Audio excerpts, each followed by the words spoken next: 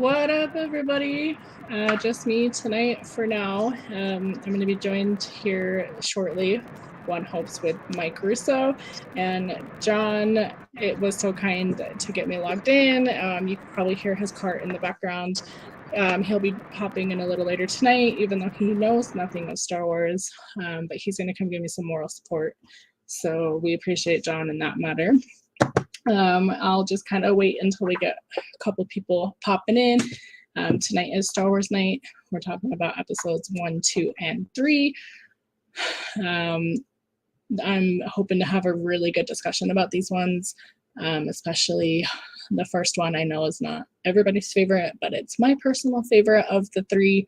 So I'm looking forward to what everybody's got to say tonight. So make sure you hop in, hit that like button. It's a free way to support. Share out the stream. Let's get some bodies in this chat. Let's talk Star Wars. I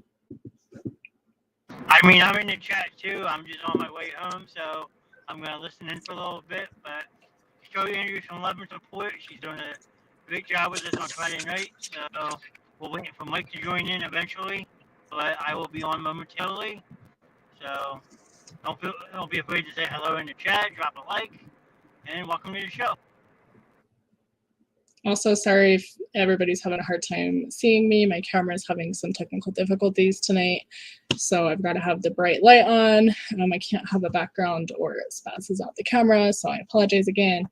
But yeah, let's get some people going in this chat and let's start talking Star Wars. I mean, Mike, if you're watching this, buddy, I don't know where you're at. How get your butt in here? I know you gotta you have obligations to do something before you jump in, but so. Hey Curtis, good evening. Thank you for hopping in. We appreciate you as always. Nice to see a familiar face in the crowd. Curtis always has that top band badge, and he reps it proudly. So I'm gonna pop a question in the comments on Facebook. So if you're joining us on Facebook, make sure you check that out. I'm gonna ask what your favorite Star Wars episode 1, 2, or 3 of the 3. Which one's your favorite? So make sure you comment below. Let us know.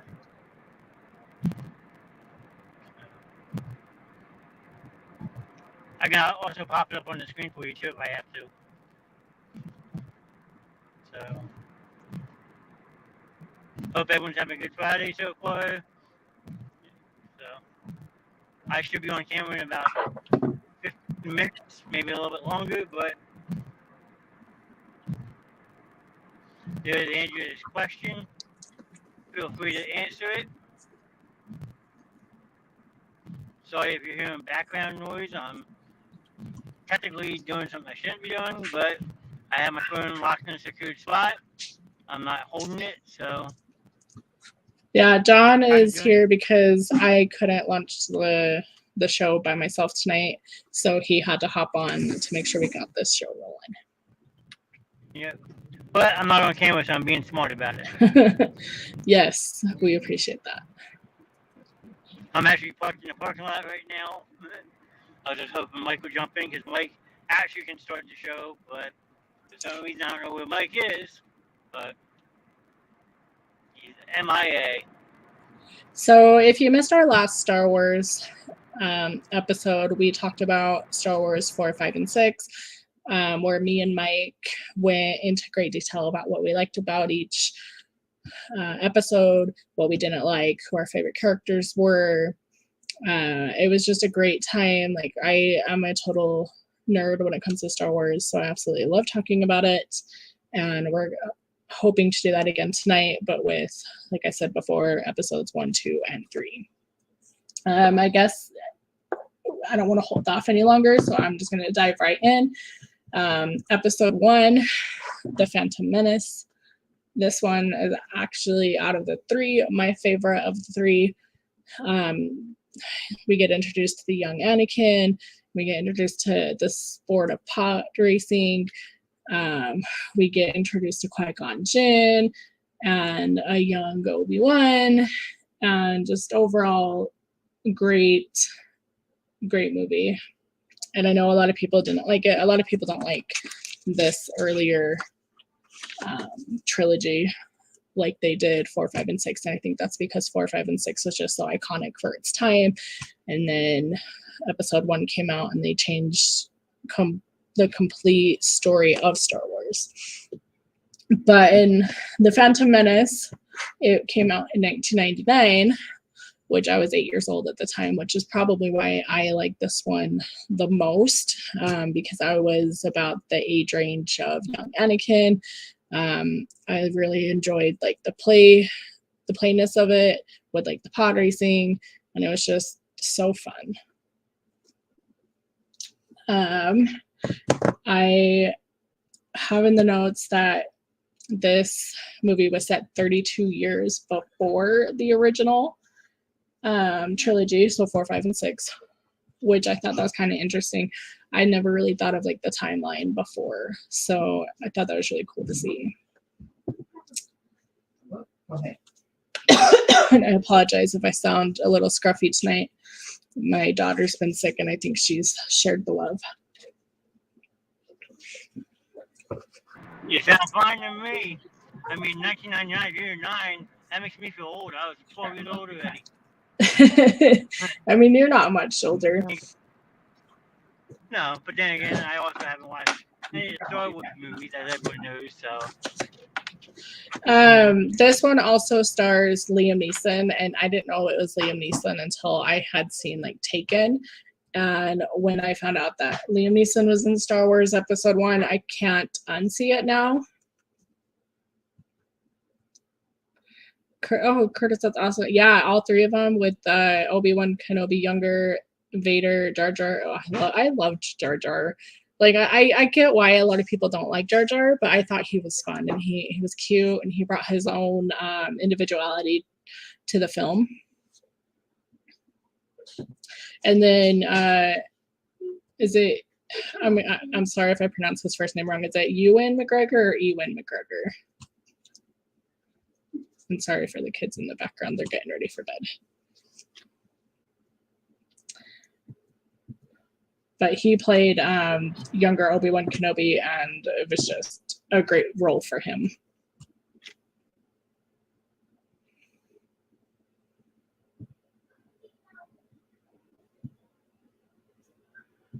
So this movie, as mentioned before, it was 32 years before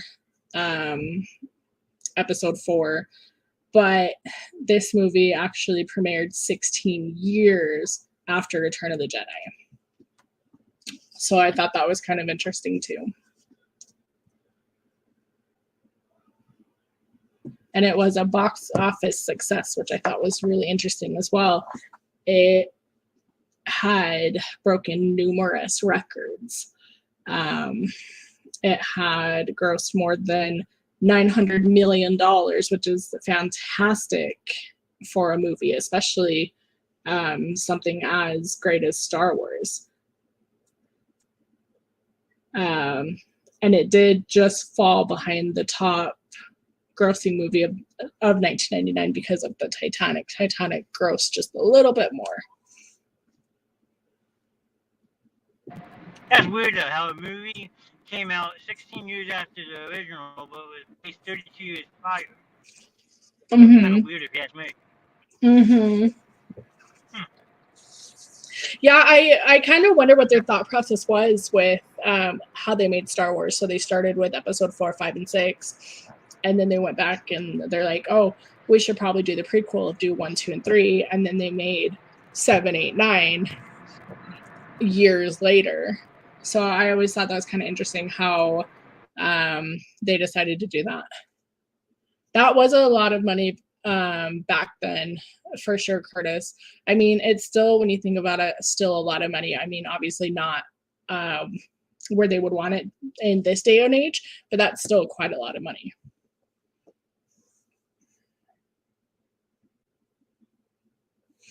But the main question is, if they made 900 million gross, what was the budget on the movie? Like, did they break even, or did they smash it?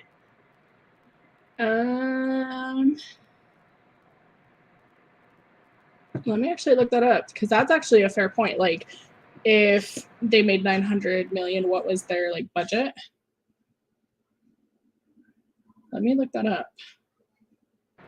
Because you think about it, because there's some movies that do that, yeah, they make $900 million, sure, but then when you look at the budget could come out to like 150, 200 million. So it's like, we made some, but we kind of broke even because after like production costs, paying the actors, actresses, and all that. So it says it was 115 million for their budget for Star Wars Episode 1, which, if you look at 4, 5, and 6, their budget was 11 million, 32 million, and 18 million. So that's 10 times more of a budget for a movie. I mean, but then you think about it. Different time. Yeah, that's what I was going to say, because you got Star Wars in the 80s and then Star Wars in the 90s. So different time periods, money obviously means different, or costs different, you know.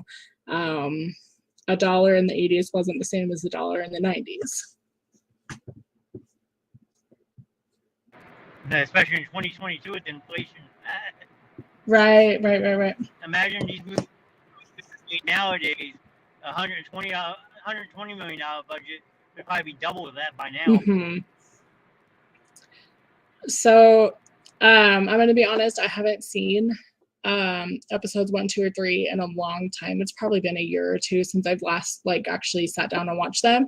So I'm going off of memory and notes that I have.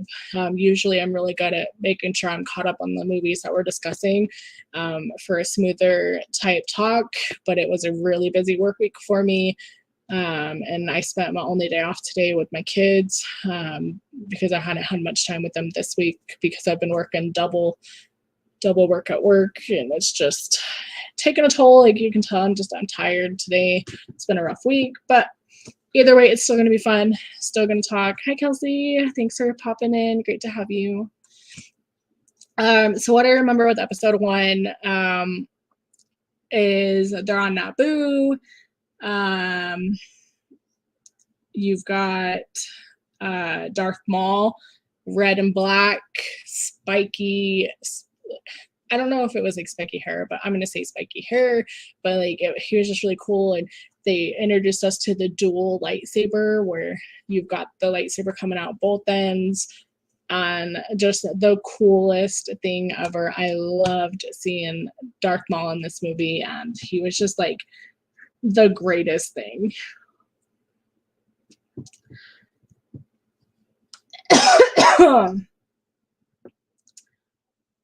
And I'm sorry, when Mike joins in, he's going to help bring in a little bit more depth, because he's the Star Wars guru. But like I said, I'm just going off of notes and my remembrance of the films.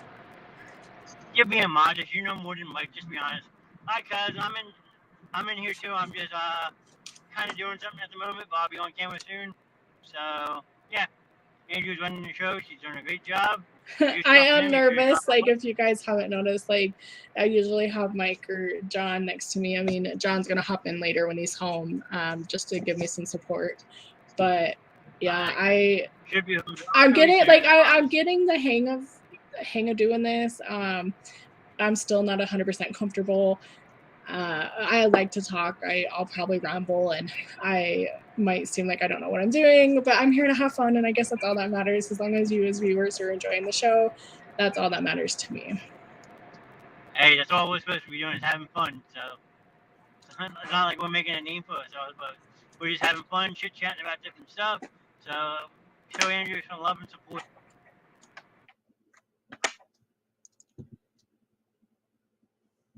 Oh, thank you, Kelsey. You're so sweet. All right, so we're on Naboo. I remember they want to do like this battle of the droids. They're really into the droid era during this era of Star Wars, which we didn't see too many droids in 4, 5, and 6. We saw like the stormtroopers. Here we see droids. and the Jedi escape. They're at Naboo, and this is when Obi-Wan and Qui-Gon Jinn meet Jar Jar Binks. And I mentioned earlier to Curtis, I just love Jar Jar. He was so fun. He brought an amazing personality to the movie, and again, like, I get why people don't like Jar Jar as a character, but I think for the comedic value, he was definitely needed, and his character has great development, which I enjoy. I love a good character development in movies. Thanks, Curtis. Always love you guys.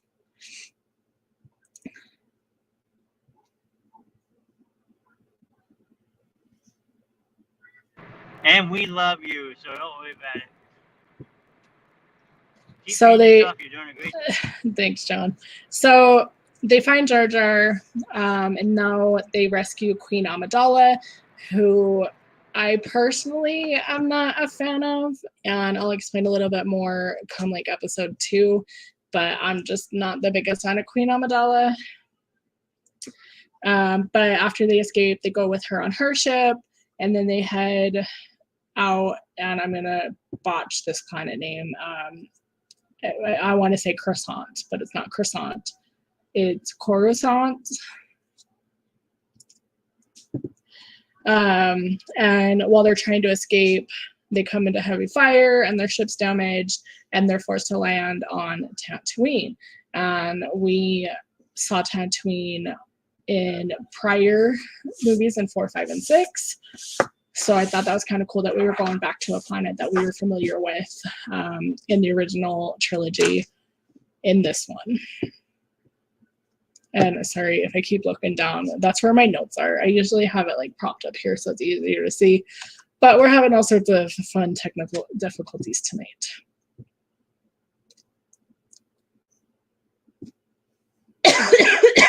So their ship's damaged. They manage to land in Tatooine, and they start to wander because they need to find somebody who can help fix their ship. They come out and find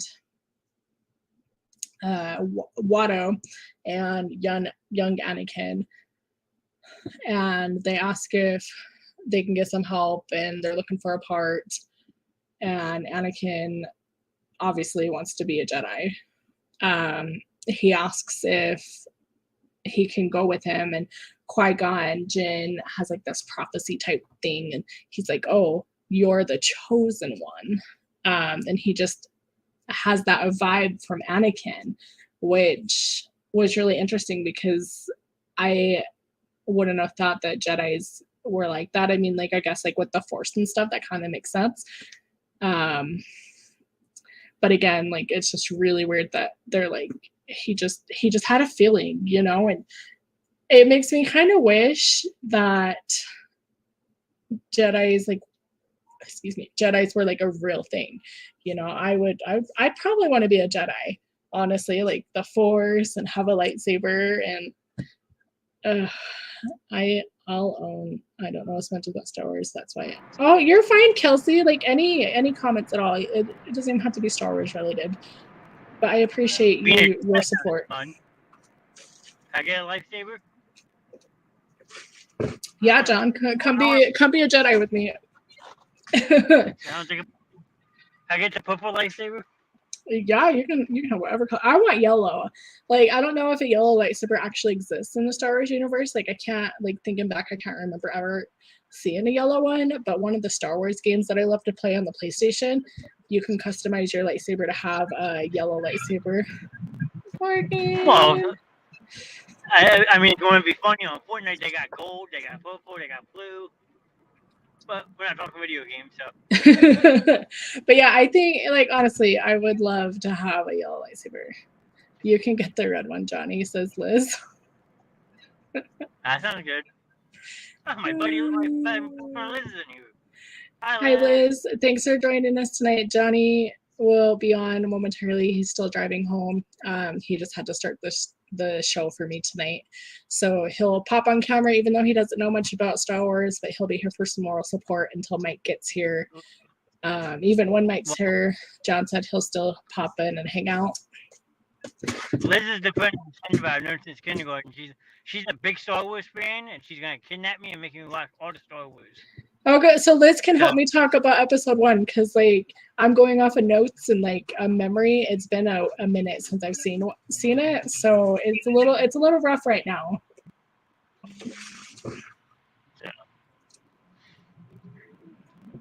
Well, like I said, Liz knows Star Wars by as well as anyone I know, so she can definitely help you. So after Qui-Gon Jinn has this feeling of Anakin being the chosen one, they try to pay for the part that they need, and Watto says, no, I'm not going to take your currency. So Qui-Gon Jinn learns that Anakin loves pod racing. So he's like, okay, I'll bet that Anakin can win the pod race. I want his freedom, and I want the part for my ship. And right away, I'm like, why is this Jedi like not using his Jedi mind powers? You know, because like we saw that in the earlier episodes where they go, these are not the droids you're looking for. So why didn't they just be like, you will accept my money or something like that? So it's kind of funny that they seem to have forgotten about that.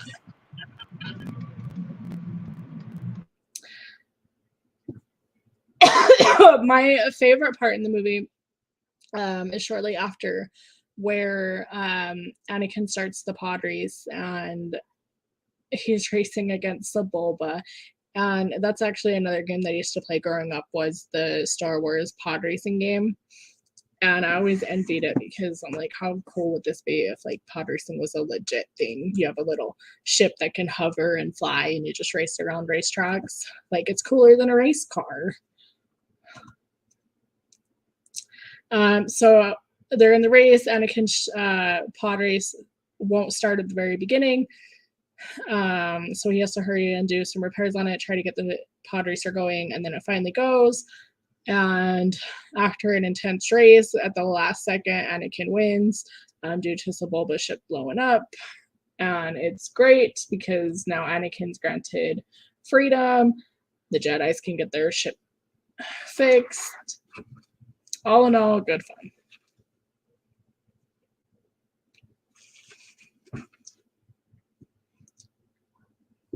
So Anakin is now with Qui-Gon Jinn and Obi-Wan Kenobi, and the first thing that they want to focus on is getting Anakin trained as a Jedi.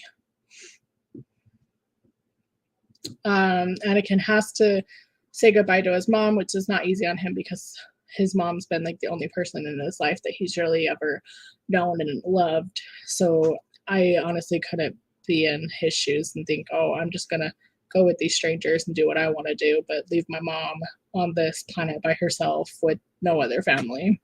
Like, I couldn't imagine how hard that must have been.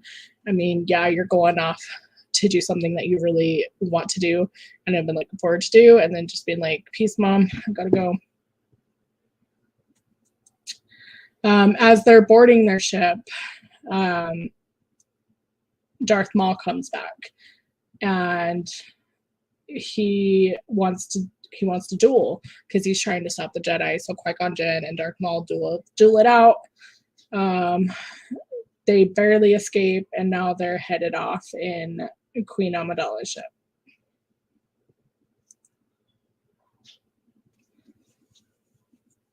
How am I doing, guys? Am I doing okay? Can you guys hear me okay? Do I need to turn anything up, anything down? You sound great to me, Andrea. You're doing a wonderful job. And I'm right around the corner, so I'll be on in about 3 minutes, I promise. Oh, no worries. But everyone who's in the chat right now, tell her that she's doing an amazing job. Drop a like for her. Show Andrea some love and appreciation.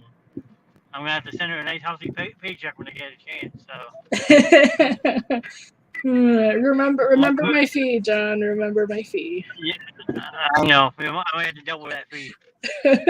Okay, so we get to, and again, I'm gonna say croissant. So they're at croissant.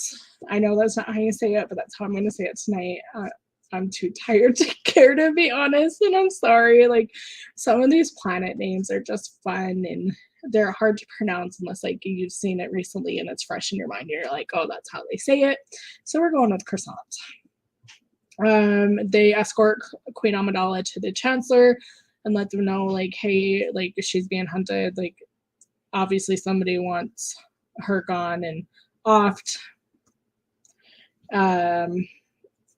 They have to ask for permission to train Anakin as a Jedi, but the council refused because they just have a feeling that Anakin's too young and he's too vulnerable to be pulled towards the dark side. And I always thought that that was kind of weird that they have to have a council to decide if, and I'm wondering if it's just if a kid can be a Jedi or if anybody can be trained to be a Jedi.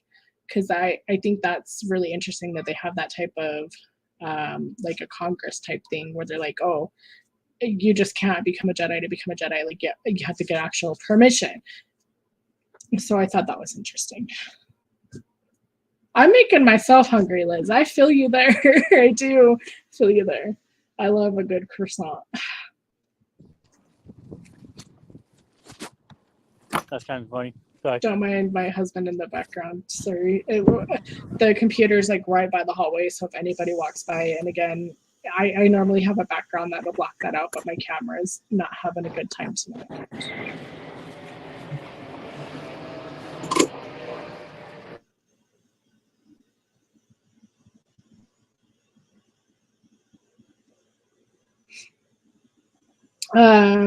So even though the council had said no to Anakin being trained up as a Jedi, Obi-Wan says, I don't really care.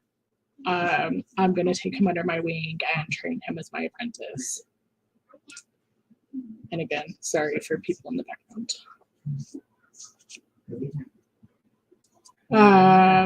So Queen Amidala is with the Chancellor and the Senator, Senator Palpatine, and they're trying to call for a vote of no confidence to elect a more capable leader.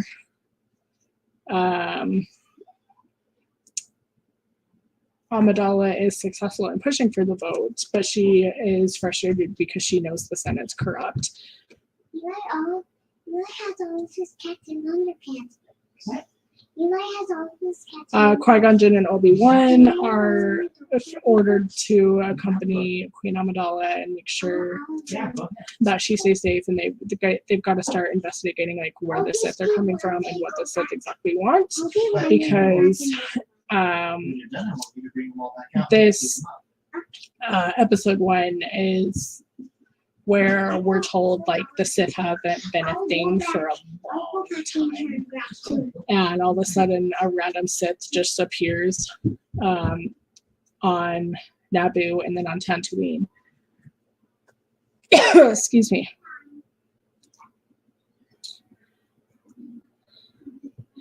We learn that Queen Amidala is actually not the actual queen, but the queen is Padme. And Padme was acting as like the queen's assistant or whatever she was. So kind of like, hey, we fooled you. And sorry again for the children.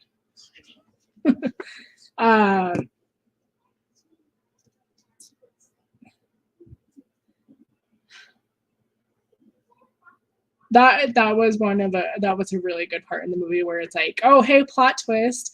I'm the actual queen and not this girl. Like, I kind of wonder if like they were like, oh, the Sith are back. Like, let's throw in the surprise of like, oh, you're hunting the wrong person, or if they're like, oh, we want to just fool everybody and be like, yeah, saw that coming. So Jar Jar, my best friend, he's promoted to general, and it's just kind of funny that they're like, hey, Jar Jar, like, let's promote this dude. You know, like Jar Jar's he's supposed to be the comedic value. So for them to be like, yeah, we're gonna make this guy a general, it just kind of is funny.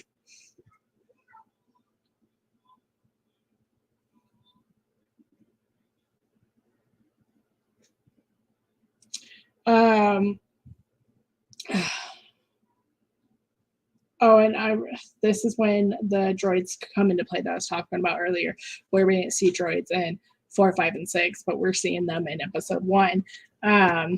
So the droids come out and they start firing upon everybody, and Anakin is told to hide because they don't want Anakin to get hurt, obviously. I mean, he's just a little kid. What is he going to do? He doesn't know anything about being a Jedi. He can't really protect himself, so he hides into like a ship. And he accidentally kicks on the autopilot, so you just see Anakin, and he has R2-D2 with them, and they just start going up into space, little Anakin, and all of a sudden he's in this middle of a battle. Thankfully he didn't get too far, he's just floating above, and he just starts shooting at the droids, and it's just good fun because like he's an itty-bitty little kid. He's really got, he's got minimal knowledge. He does know how to run a pod racer, so he's like, how hard could it be? And this little kid like destroys all the droids. And I loved the one droids, and I can't remember what they were called. The ones that looked like the roly-poly bugs. They were really cool. John, you can say hi. Oh, I can't hear you.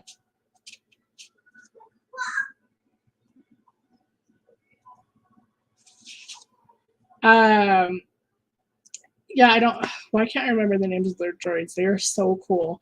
They've got like a shield protector on them, and then they're just powerful, and they've got these cool little blasters, and they just remind me of the little roly-poly bugs. We find Darth Maul is back, and so Qui-Gon Jinn ultimately engages in a duel with him, and this is like the saddest part in this whole movie. What are you doing, John? I'm trying to turn my audio up. Oh, there you go. I can hear you now. Okay. Anyway, so Qui-Gon Jinn gets sliced in half, and it's just the saddest thing because like you start to like the guy. I didn't like him at first, and then you go on him, and then they're like, we're just gonna kill this dude off. And like it really made me mad when he died, because I'm like, he could have easily outdueled Darth Maul. Like there was no reason that this dude had to die. I'm here. I'm just listening, taking notes like Liz says.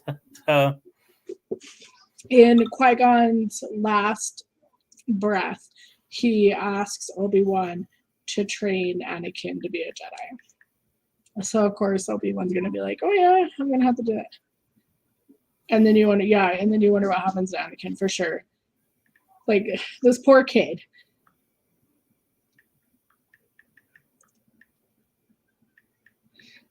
Shortly after this, after the droid battle and all that, Palpatine's elected the new chancellor. We see Yoda. I love Yoda too.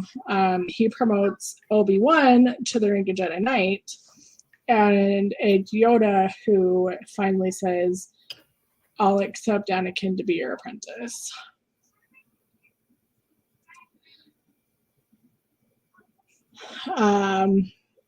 They hold a funeral for Qui-Gon Jinn, which whenever a Jedi dies, I've always seen them do like these elaborate funerals. Usually they like light the body on fire. I don't remember if they do that with Qui-Gon Jinn. And then they start to contemplate who the Sith are, because they say Sith always come in two. There's always two. So I thought that was kind of an interesting fact. I never thought of it that way, because like when I think of Sith, I don't think of like, oh, there's two. I just assume like there's a whole bunch, or the whole army of Sith, not just like there's a 1 and a 2. But apparently if there's one Sith, there's going to be 2 Sith. And that's pretty much the end of the first movie. They have a celebratory parade on Naboo, and then Padme presents a gift to the guns to establish peace between them. Yeah, I loved this one.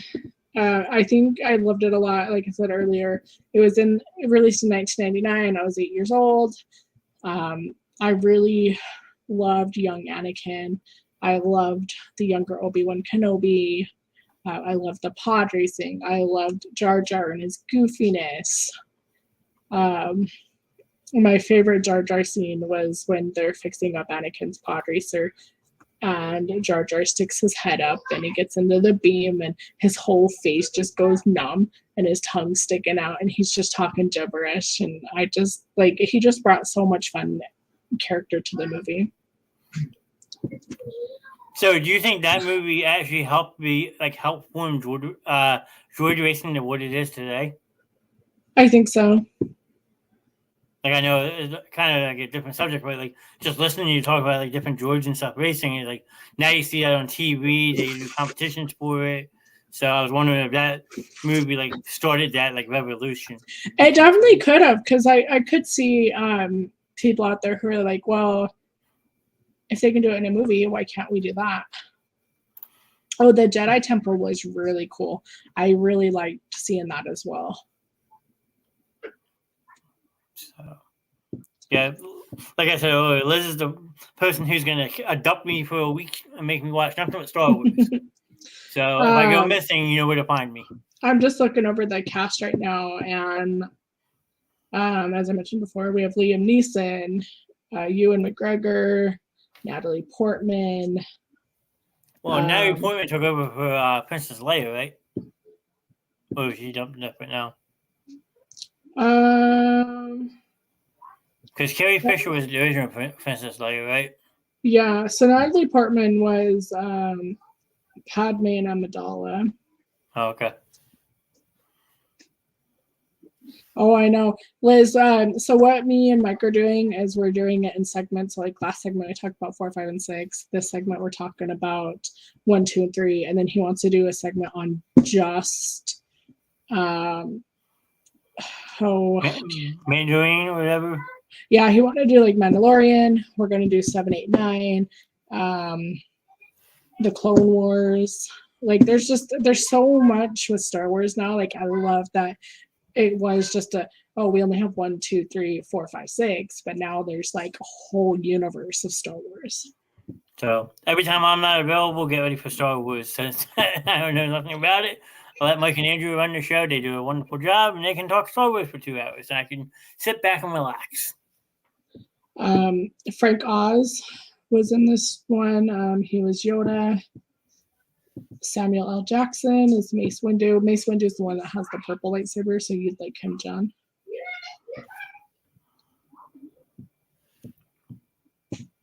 Who would I love? Sorry, I was reading a comment.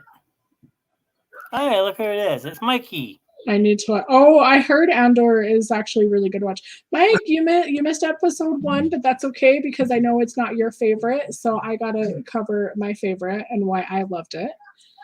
I love the first one because I like Darth Maul and I like the Two Fates music from that movie a lot. Mm-hmm. That's all I have to say about that. Yeah, no, I'm honest. I'm usually caught up like watching the movies that we're discussing, but this has been a really rough week for me. So I didn't have a chance to watch episode 1, 2, or 3. So I'm going off of notes and I'm going off of memories. So it was a little rough to start, but now that you're here, I'm like, it's going to be a lot better because you bring so much intel and your points. Like, I love it. Like, we just work so well together. Great. Yeah, of course, Andrea, you're my favorite person. And I get to sit back and relax now. Enjoy the show, everybody. John, say it. Master Chief in the house. Thanks, John. Yep. Oh, so, and right. I just want to say, because I forgot to do it in the beginning, if you're a veteran, I just want to thank anybody out there watching for your service. Today's Veterans Day.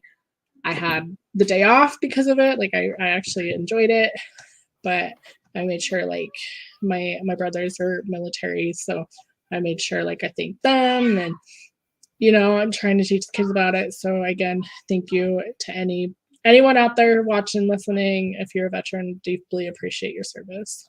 Yeah, I'll say something about that. Andrew's 100% right, but let me tell you more on something, right? All you guys that talk about, all this crap in the media, whether it's politics, snowflakes, I don't care what, you realize that the only reason why you're allowed to say all that is because you have your freedom. And you know why you have your freedom? Because of veterans. Okay? So you'll be talking all your smack if our country had ended up a different way. Remember that always. So I love our veterans. Thanks, but I had to say that because it just drives me nuts. I took the words right out of my mouth. I mean, what's up, Kelsey? What's up, Curtis?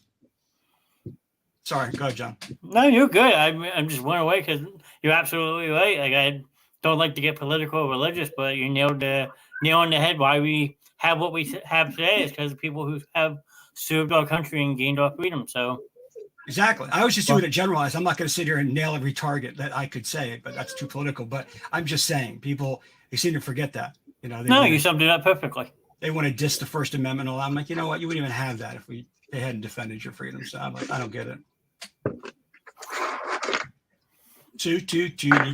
Okay, so who else is here?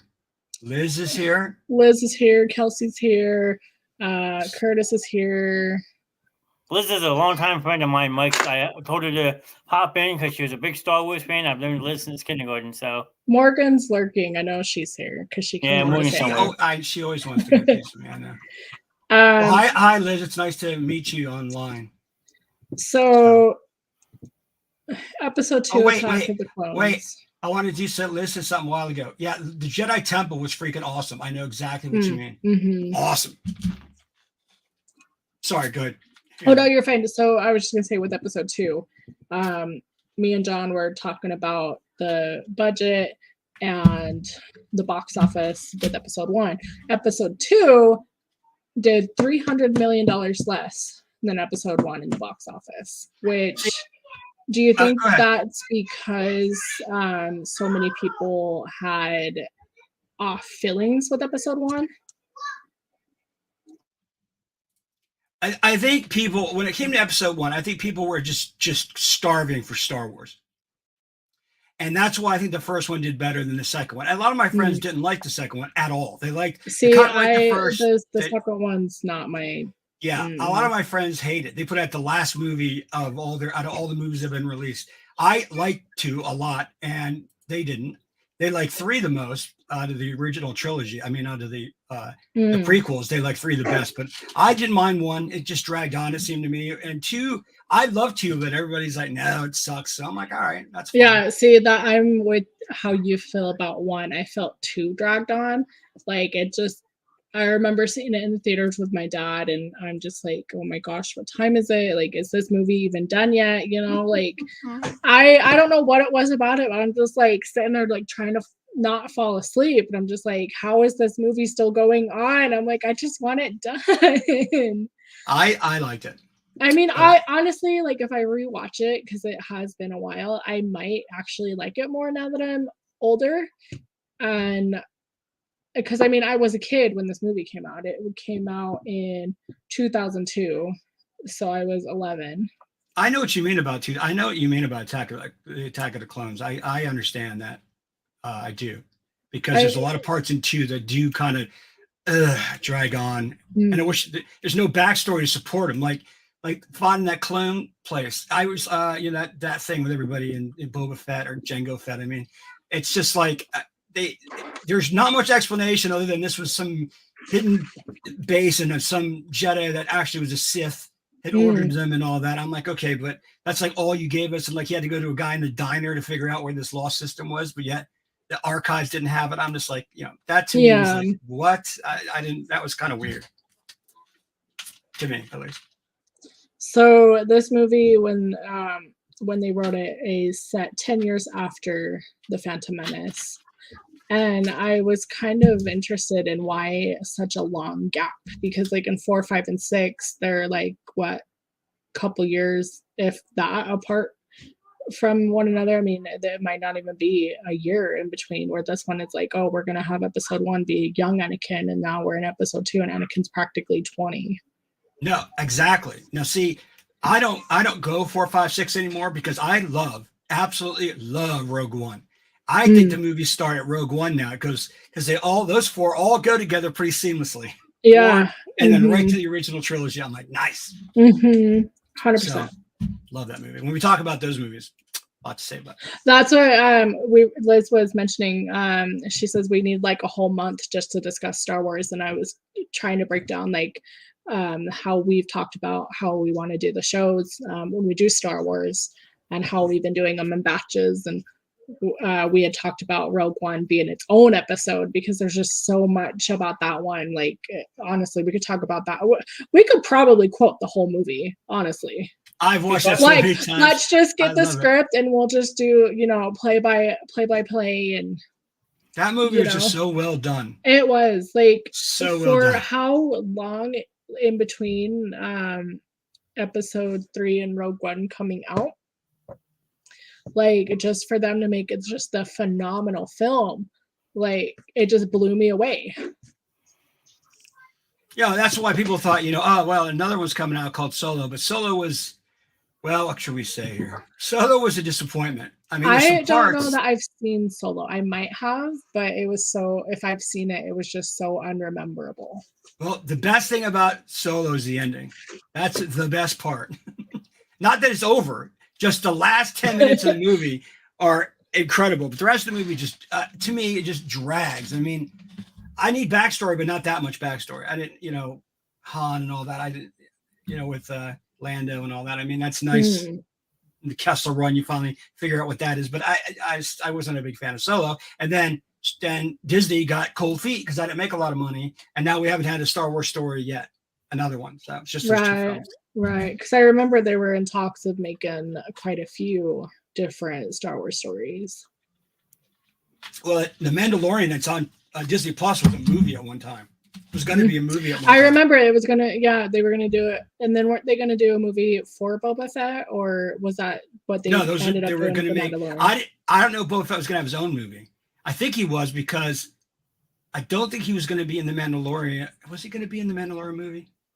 I don't know if they were going to separate Andrea. They may want to. Yeah, I was like, I can't remember. I just remember for a while when Disney Plus was getting introduced, and they're like, oh, we have so many Star Wars movies in the works, and these are what they're going to be called, and these are the ideas. And then it's like Solo came out, like you said, and then Disney got cold feet, and they're like, yeah, we're not going to do these anymore. Yeah, it wasn't $1 billion movie, so you're like, what? It made a lot of money. It just wasn't $1 billion movie. Right. But that stuff, I mean, we could talk about what? I was going to say something good. No, I was going to say everywhere the Star Wars, is with Andrew about doing the Star Wars thing. Andrew and I have no problem after the way we're doing the segments, guys. And then we have no problem, obviously, spending an episode possibly mostly on Rogue One, a little bit of Solo. And then if everybody wants to have another Star Wars discussion about the TV, Disney Plus and all that, I mean, I'm sure Andrew would be down, to do that. I was like, yeah, because there's so much to talk about. Well, because they iterate because the Mandalorian and stuff, it plugs it in a certain time frame along the the timeline of the movie. Yeah. I would like to do and I know we won't cover it all, but I remember watching the Clone Wars. That was a good one. Did you print out you mean the movie or the TV show? The TV show. Did you print out the list and watch it on exactly how they're supposed to be watched, or did you just watch them because they just came out and you watched them? They just came out and I watched them. Yeah. Now I'm curious. Now I'm going to have print to out do the that. List. Yes, I was because when you're watching it in a row, you're like, why is that storyline? Wait a minute, this wasn't the last episode. So they have a sheet out online that tells you exactly. My son told me about it, so I watched them exactly in order. Made much more sense. Kind of like the Marvel movies, how you would think, oh, you got to watch Captain America 1, 2, 3. You got to watch Iron Man 1, 2, 3. But no, you got to swap. You're like Captain America, then this, then this, then this. Exactly. To keep the timeline correct. Exactly. I've seen all the movies, but the ends don't plug in right unless you watch them you were just saying, in the order. Now, I haven't done that for Marvel yet. I have not watched them in the order. Oh, I have it. It's great. It makes a lot more sense on the storyline. So I'm really excited now that you mentioned that with the Clone Wars. I'm gonna have to. There is no, I might. It's gonna happen. I'll print it off and I'll make notes. No, it's awesome. I can't wait to do that for Marvel because Iron Man's my guy, and it all starts with Iron Man, the first movie. So I love Iron Man, guys. Collected his comic, owned the first one for a while, Iron Man #1. So I love Iron Man, love it, and they cast a perfect person to play him. Let's do a Marvel or an Iron Man night one of these Fridays, Mike. Well, when you do, let me know because Liz's husband, my friend Todd, is a huge Iron Man fan, so I'll make sure you want to do that one. Who is? My Liz, her husband Todd, my friend. Oh, Liz's husband. Yeah. Oh, that's awesome. Liz, tell your husband. But she also meant probably when she said you guys need a whole month for Star Wars, she also is the one that's going to kidnap me and make me watch all the Star Wars movies. So if I go missing, you know where to find me. There it is. That's cool, Liz. So we have 3 people rocking in the chat tonight. I mean, 3 might not seem like a lot to you guys, but it's great to see those numbers just keep going up. I mean, 1, 2, 3, you know, like, sure, we're getting our name out there. Like, we just gained, like, 20 followers in the span of a 24-hour period. Yeah, something like that. It's huge. Andrea, I love your new haircut. You should show that off. Yeah. Everybody, check this out. Hold on. Check this out.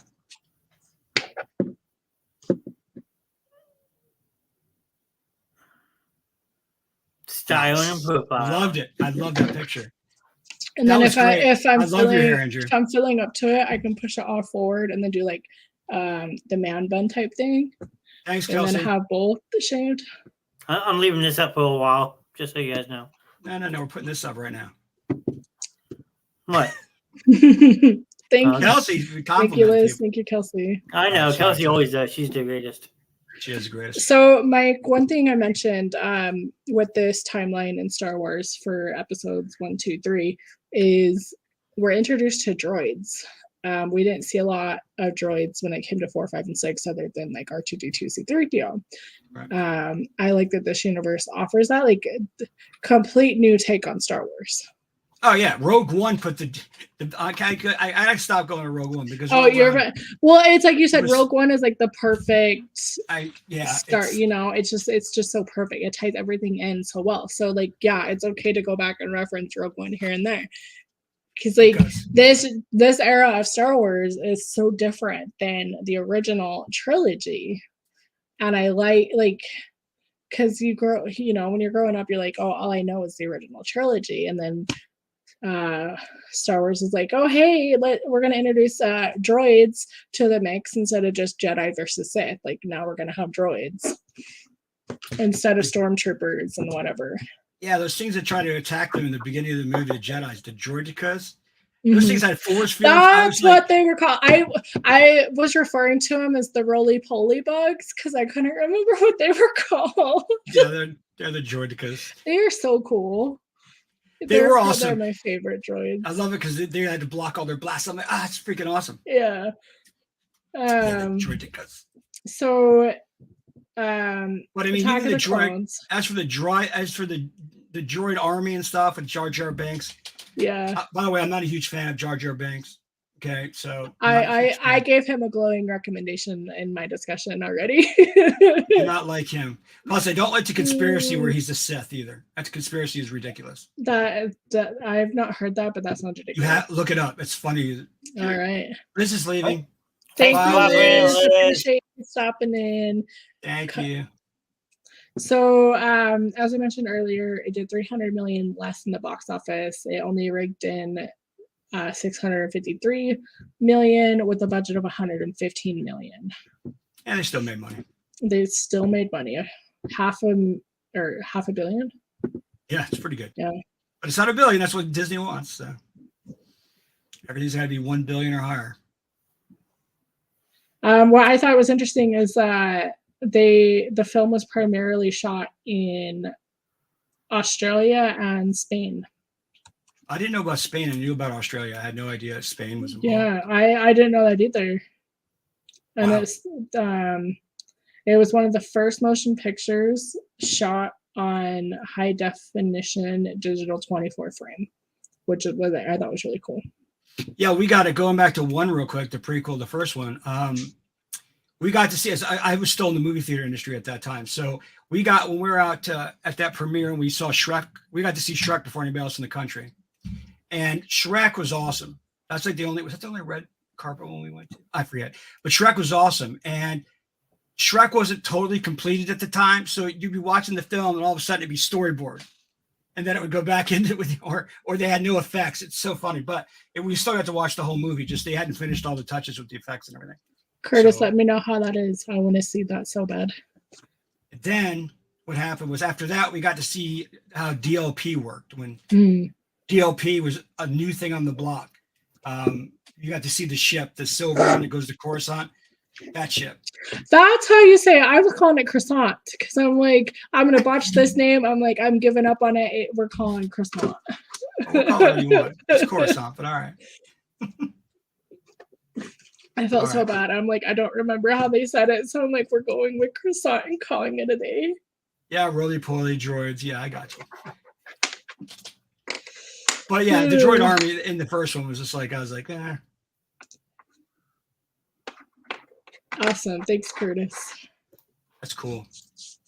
All right, so let's dive in. Attack of the Clones. Yeah, because this one's my least favorite. It's one that I don't remember all too well because I think I've seen it maybe a handful of times. I thought I owned all this, like the Star Wars box set, and it turns out I don't. No, I have it here on your list of sending shit, which I haven't sent yet. Oh, you're fine. Christmas is right. Christmas is coming. It's all right. But what we're saying, Star Wars. There's things in Star Wars that I like a lot. Yoda fighting for the first time. I'm sorry, that was incredible, and that was in 2. Loved it. That was great. Though the only thing there that didn't make much sense was that Force lightning is your knowledge of the Force. And I'm like, what? So if you know a lot about if you're book smart, you can throw lightning every time. I was like, what? So that's my whole thing. It's like, and then he goes, it's obvious we can't settle this with our knowledge of the Force. And then that's when they pull lightsabers out. And I love that part of it. Love Yoda fighting. I also like the point where they're all, when they're in that big pit. I love it when all Jedis get there and all the Jedis are like, and they're just like, surrounding the whole thing. I love that. So there's parts of it I like. But that scene, like I told you guys before, where it's the libraries trying to find that lost sector where that planet is when they're making the clones, that kind of just drug on a little bit, and I don't know, it just did. What are your thoughts on Count Dooku? Did you like Count Dooku? Like, I don't know if I really enjoyed his character. If you go with the Clone Wars in him, and you add, if you're going to use both of those, the TV show or the animated, in that he has a little bit of depth to him, but to be him to like, what was it? Was it the second or third movie? Third movie, right? When he kills him. Is it the second or the third? It's the third one, right? I think it's he kills Dooku in the beginning of the movie. Yeah, that's the third one. Third one. I mean, Count Dooku had so many names, though. He was this, and this. And I was like, okay, so he's the one who went to get the clones under a different name. And then he became a Sith. And then he was another Jedi. I was like, I just felt that he had like 3 titles. And I'm like, how is this guy being tied into everything? Right. Like, how has nobody noticed? Yeah. And also, I think that just to go, I know I'm going to touch more about you, but I also didn't like the fact that he supposedly trained General Grievous on how to use 4 swords or whatever. I was like, no, stop. What I didn't like I remember Grievous with his spinning. Yeah. He said, he had 4 lightsabers from all his killing of them. I was like, all right, whatever. The biggest thing that I didn't like about this one is the romance that they forced upon Amidala or Padme, whatever she's going by now, and Anakin. Like, yeah, I mean, as I mentioned, like, I was only 11, and it was forced. Like, I feel like it was just so forced, and no.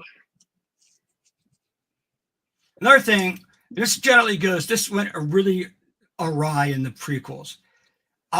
You're standing right next to the Darth Lord, like to freaking basically Palpatine. Yet Jedi's only go, well, everything's clouded and we don't know. He's right next to you, dude. He's right next to you. What do you mean you don't sense him? I'm like, dude. So that guy, they always use that. Oh, the dark side clouds all, and I'm like, dude, he's standing right next to you. Right. I mean, come on, dude. Sorry, They use that a lot in the movies. They kept saying, well, we think we know, but it's clouded. And I'm like, come on. Jedi's have to be more in tune with the universe than that. Like, how did they not know Padme was pregnant? I mean, what? You guys couldn't sense that either? Well, so, and that's something that I talked about in the first one in my discussion was when Watto denied, like, their currency. And I'm like, well, why didn't they use their, like, Jedi mind powers and just, like, you will take my money? The pod race could have been condensed into 5 minutes instead of 40 minutes. It could have. I mean, I was like, I did enjoy the pod race, but I do agree it definitely could have been a 5-minute thing. I don't understand. Oh, we couldn't secure the wife, your mom. I'm like, nah, just pull out your lightsaber. I'm pretty sure you could have taken the mom. Yeah, again, Jedi mind powers. Like, it's like they forgot that's a thing, you know? I know. It's like, well, I know he's invulnerable to it because he tried to use it. I know that, I forget what his name was, but his race isn't affected by mind control, if you remember that. He says that to him when he goes, this is all the credits we're going to need. And he's like, your Jedi stuff won't work on me. Oh, you're right. I totally forgot that part. Yes. Okay, maybe that's it. Because I'm like, why didn't they do that? I'm like, they could have just been like, this is all you need. Bye. You know? So exactly. You make a fair point. So back to number 2, we first see Jango Fett, which this is happened prior to 4, 5, and 6. So is Jango Fett Boba Fett's dad, or he is? It's the only clone. It's the only clone that they made that they let to develop naturally. Okay. Instead of having him in all that, being an actual full-fledged clone. I love Boba Fett. I like Jango Fett. So I loved the bounty hunters. I thought they were really cool, and like they always had really cool armor. They did. Boba was always. I like Boba in the original movies. I thought Boba Fett was awesome. So. Curtis. Yeah, Boba Fett is awesome. Like I said, it's one of my favorites. I love the bounty hunters. They're awesome. Yeah, you must have loved Empire then when he was talking to all of them. Did you? Just sorry, what? Did you like the Empire when he was talking to all of the bounty hunters?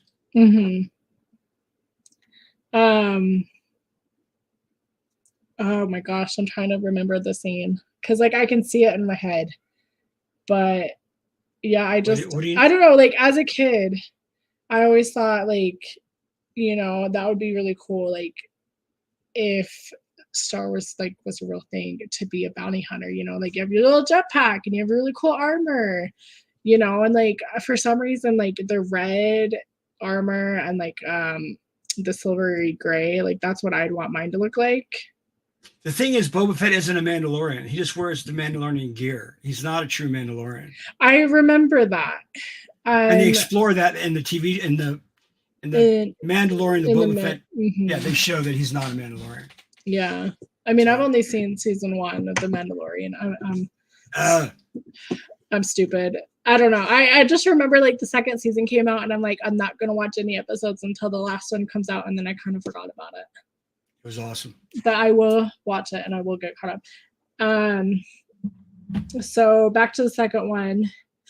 Anakin starts to get like these weird feelings and he starts to have visions of his mom. So he's like, I have to go back and see what's wrong with my mom. And then like, I just think it's really cool that Jedis have like that really weird like feelings, Didn't he kill the people that took his mom and dad in the third movie? I think so. He killed all them sand people. I thought he did. And that's I think that's the third movie though, not the second. Is it the second movie that he does that? The second movie is when his mom's like taken by the sand people and then she dies. So that's the one where he killed everybody. And this, yeah, he does. Or Okay. here in the notes, I actually. didn't know if it was second or So third. she dies, and then he goes on a rampage and kills everybody. And I think this is the first glimpse of the dark side Anakin that we see. I mean, if I was him, I probably would have done the same. Like, she died because of you, you know, like, I want my revenge. Well, she married a nice man, or I forget how he got her, if he traded for her, I forget what, but I guess he was treating her pretty good. Yeah, she was sold, and the guy who bought her freed her and treated her really well. I forget how she got captured, or how. I forget, he explains how she got captured, but I don't remember the details. Yeah, and my notes don't go too much into it, other than she was captured, and then Anakin finds out, and she dies in his arms. Which, again, Anakin, poor kid. You know, he's an itty bitty boy. He sees like his mentor get like chopped in half by Darth Maul, and then 10 years later, he wants to see his mom. His mom dies in his arms. Like, it's just very tragic. Tragic story, definitely. I'm reading what you just wrote, John. Don't mind me.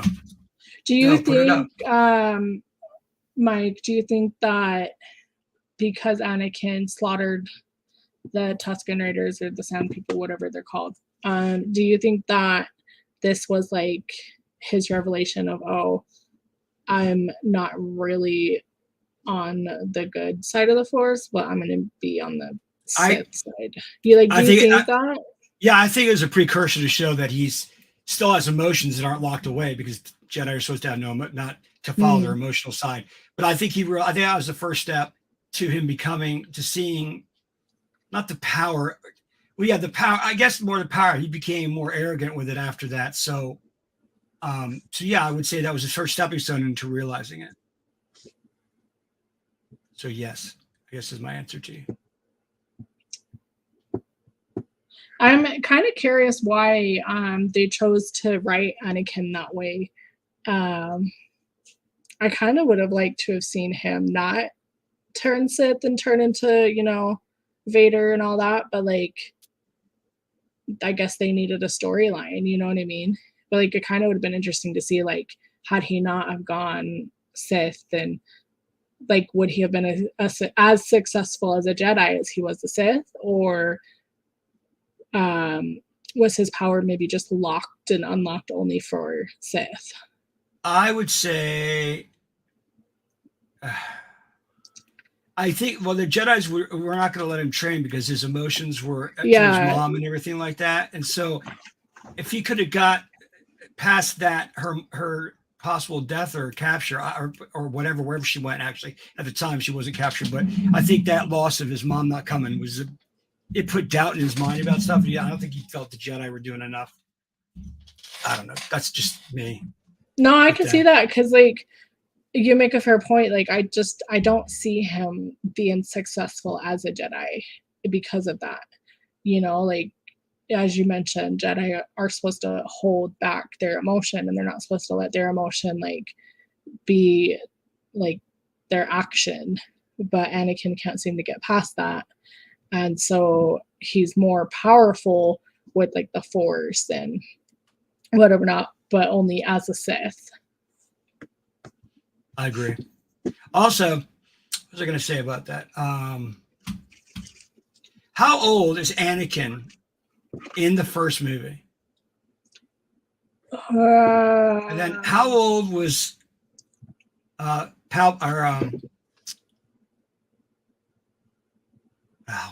his mom? Not his mom.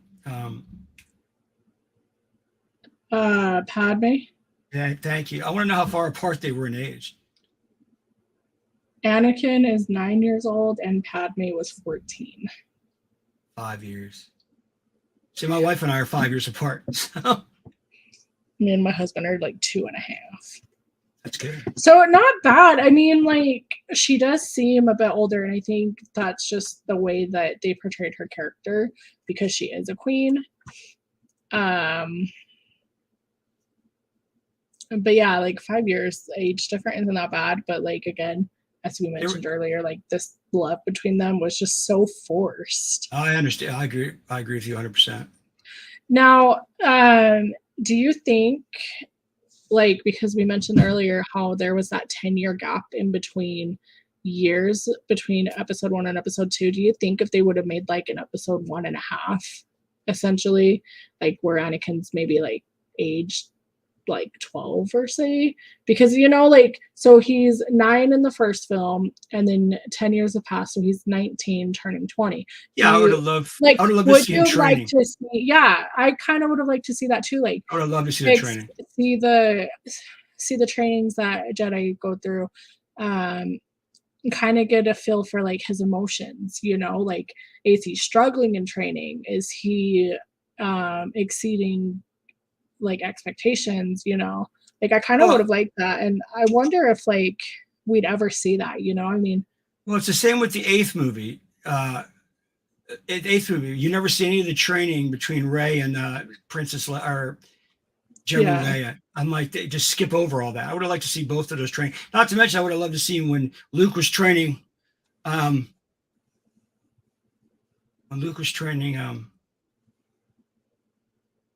What's his name? Finn? Oh no. God, I can't think of this Kylo? name right now. Yes, Kylo Ren. I would have liked to see more in depth about that. And I wonder if like they didn't put that in because they're like, oh, people won't like that. But like it would be kind of cool if they were like, oh, we filmed it, but we cut it out of the film because people wouldn't enjoy that. But like, here, have it as a bonus feature.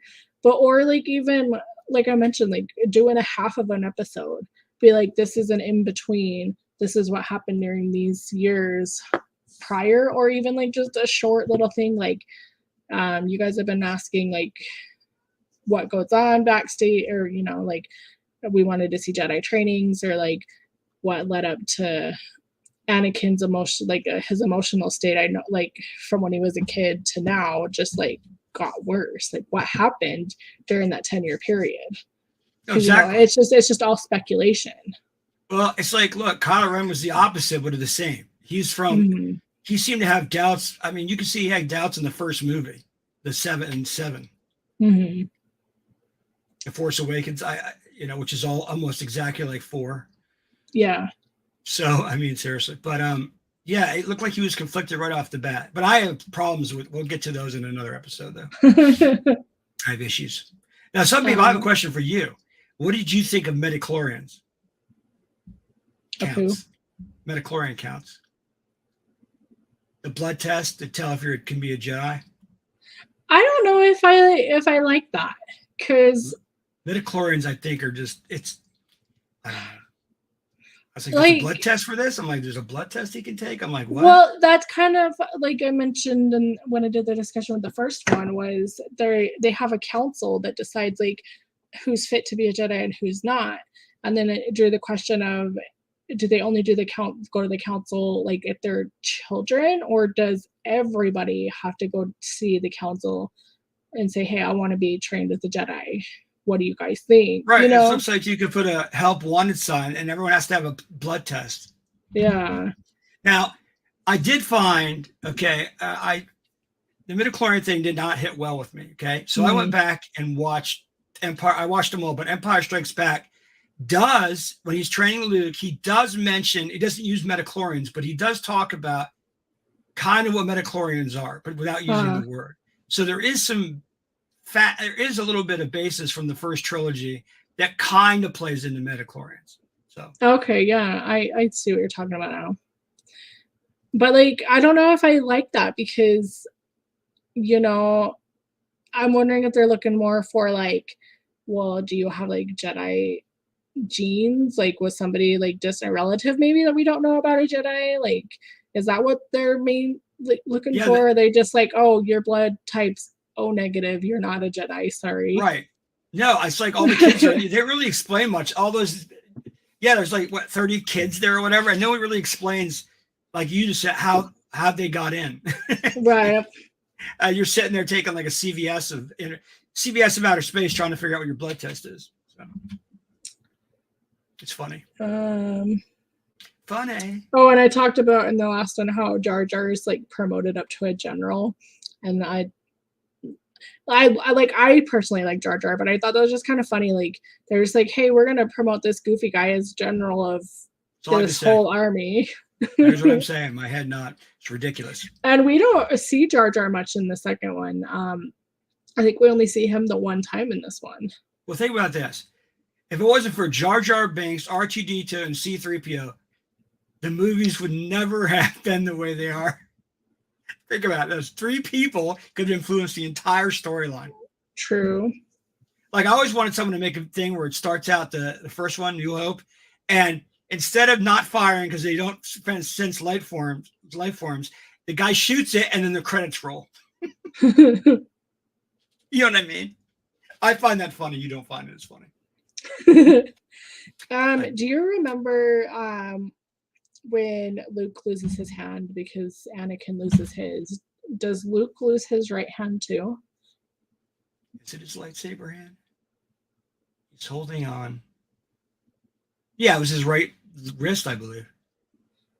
So that was interesting. I'm like, I wonder, because Anakin's the one who cuts off Luke's hand, but Dooku cuts Anakin's off, and it's his right hand, his lightsaber hand. So that would make sense because like Luke, when he got his, he was holding his lightsaber, and off goes his hand. See, I think it's his right hand because the lightsaber falls into that same thing. It falls off with the hand. Yeah. Pretty sure it's his right hand. They escape back to Coruscant. Coruscant. That's funny. I keep saying Coruscant. Must be thinking about a breakfast sandwich. And this is the precursor to the Clone Wars. Yes. Another thing I didn't like. Code. What was the code? Code whatever. And suddenly they're all evil. It's like you built no relationships with the characters in the movie. Yeah. And I like the final note on this is Anakin is fitted with a hand, and he marries Padme with C-3PO and R2-D2 as his witnesses. Like they couldn't get anybody else to be witnesses. Like it had to be C-3PO and R2-D2. I know. Don't you love it though? When they're like, it's the third one. He goes, erase the droid's memories. Just to get rid of that plot complication. I was like, okay, that's why they didn't know shit. So this is funny. But no, I hear what you're saying. Yes. And then looking over at the cast of this one, we get introduced to Hayden Christensen as Anakin. And I'm kind of wondering, I guess it makes sense why they wouldn't use the same kid that they used as Anakin in the first one, because they needed somebody older since the 10-year time gap.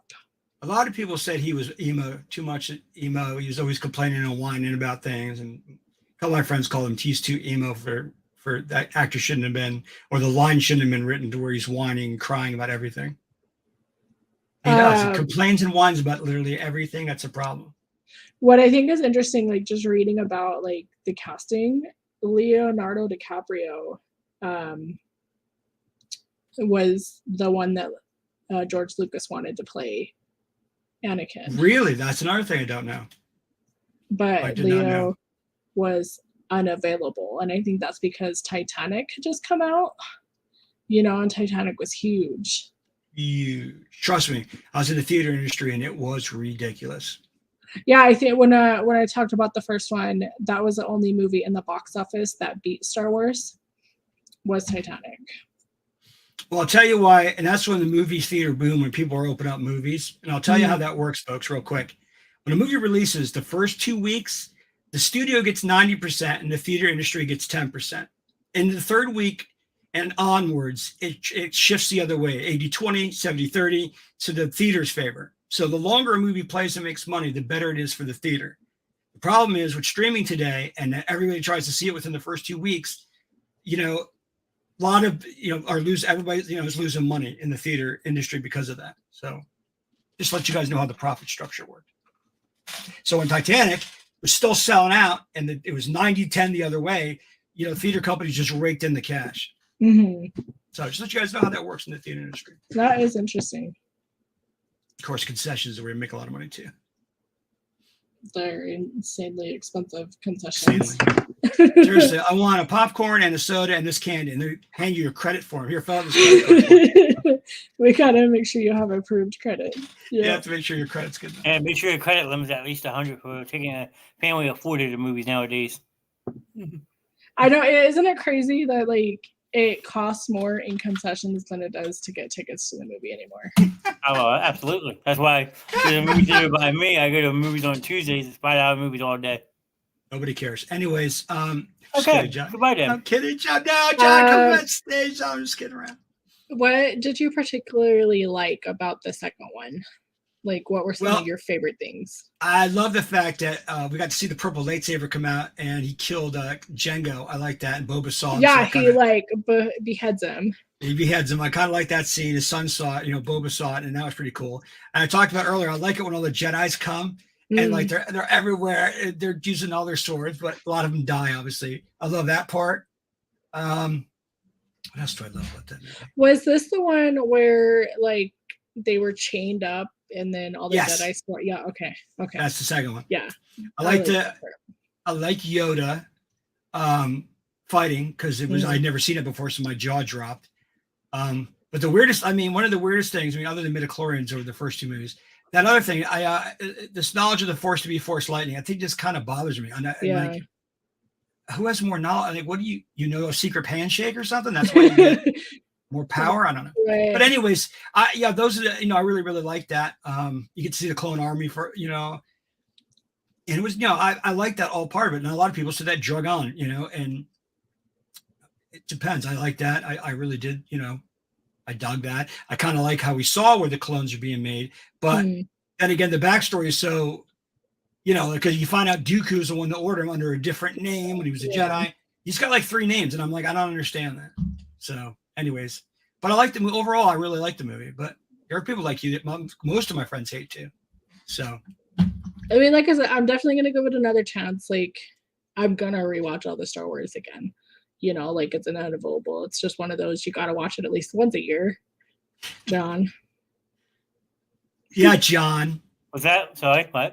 You gotta watch Star Wars at least once a year. So when you get your fill of Star Wars, just know it's a once a year thing. Okay. I kind of cheat though. I watch all of them and then I rewatch Rogue One like 5 more times. I loved Rogue One. I can't wait. I can't wait for that discussion. I'm excited. I love that movie so much. And I'll make sure to have watched it so it's like fresh in my mind because Mike will be on time for that show, so he will be. I'm sorry if my stomach. I'm so sorry. I mean, Mike did let me know, like, hey, this is going on, like, Oh, I get a message about 25 minutes later, so at least he had the courtesy to let you know ahead of time. I let her know what was going on with my wife. You already knew that, John. I didn't know my Crohn's was going to act up, which I apologize for.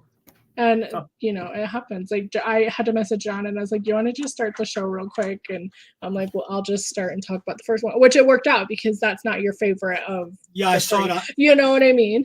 I was on the toilet. I saw what was going on. Yeah, me driving home off camera, talking through my phone.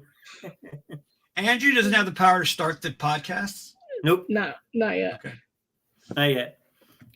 Not until I get that paycheck from John. Yeah. What do you want? Wait, what? Yeah, you didn't know, Mike? Andrew's getting paid. Oh, okay. Was Mike here? Mike, you were here that night. Was it Tuesday night that we were talking about? Like, I was here Tuesday. Oh no, it was the Peaks. Yeah, with Morgan Kevin. Where I'm like, I'm gonna start getting paid. Yep. You can pay her. I'll do it for free, but pay Andrea.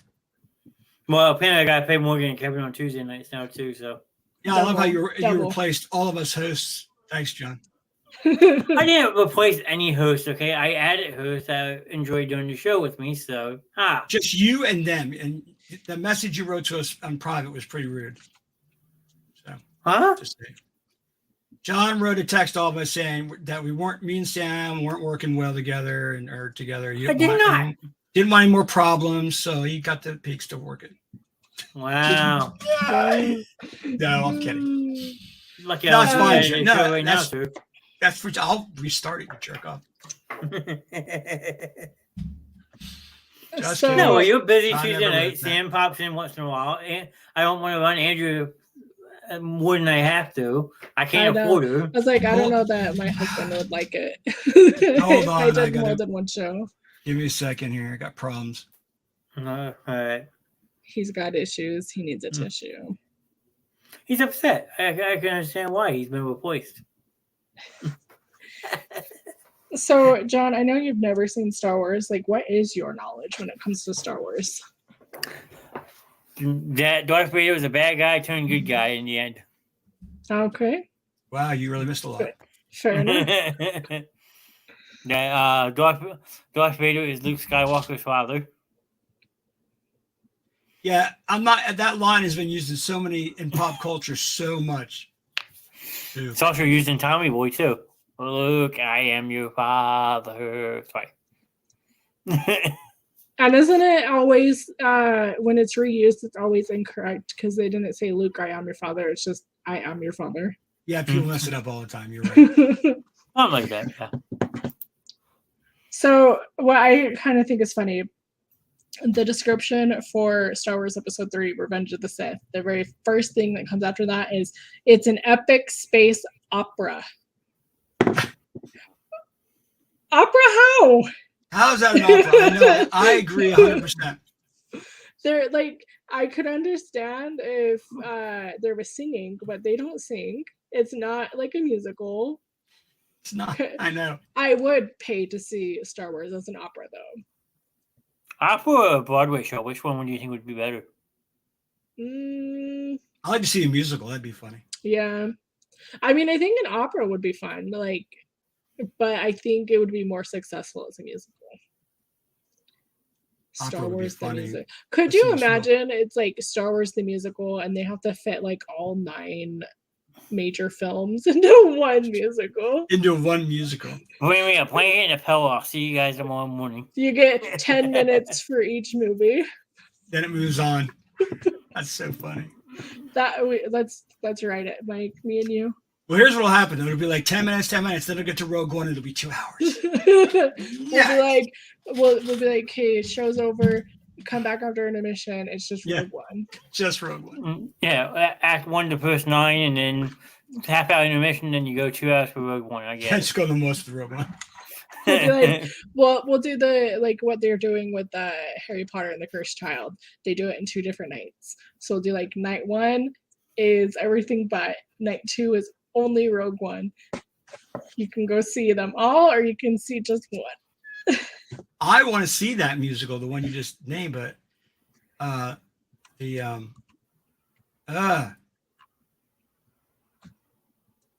wait, what's the one you just said? The musical?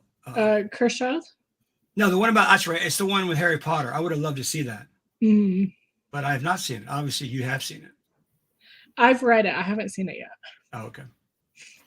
It's in, I think they just, within the last couple of years, I think they do a show in California now.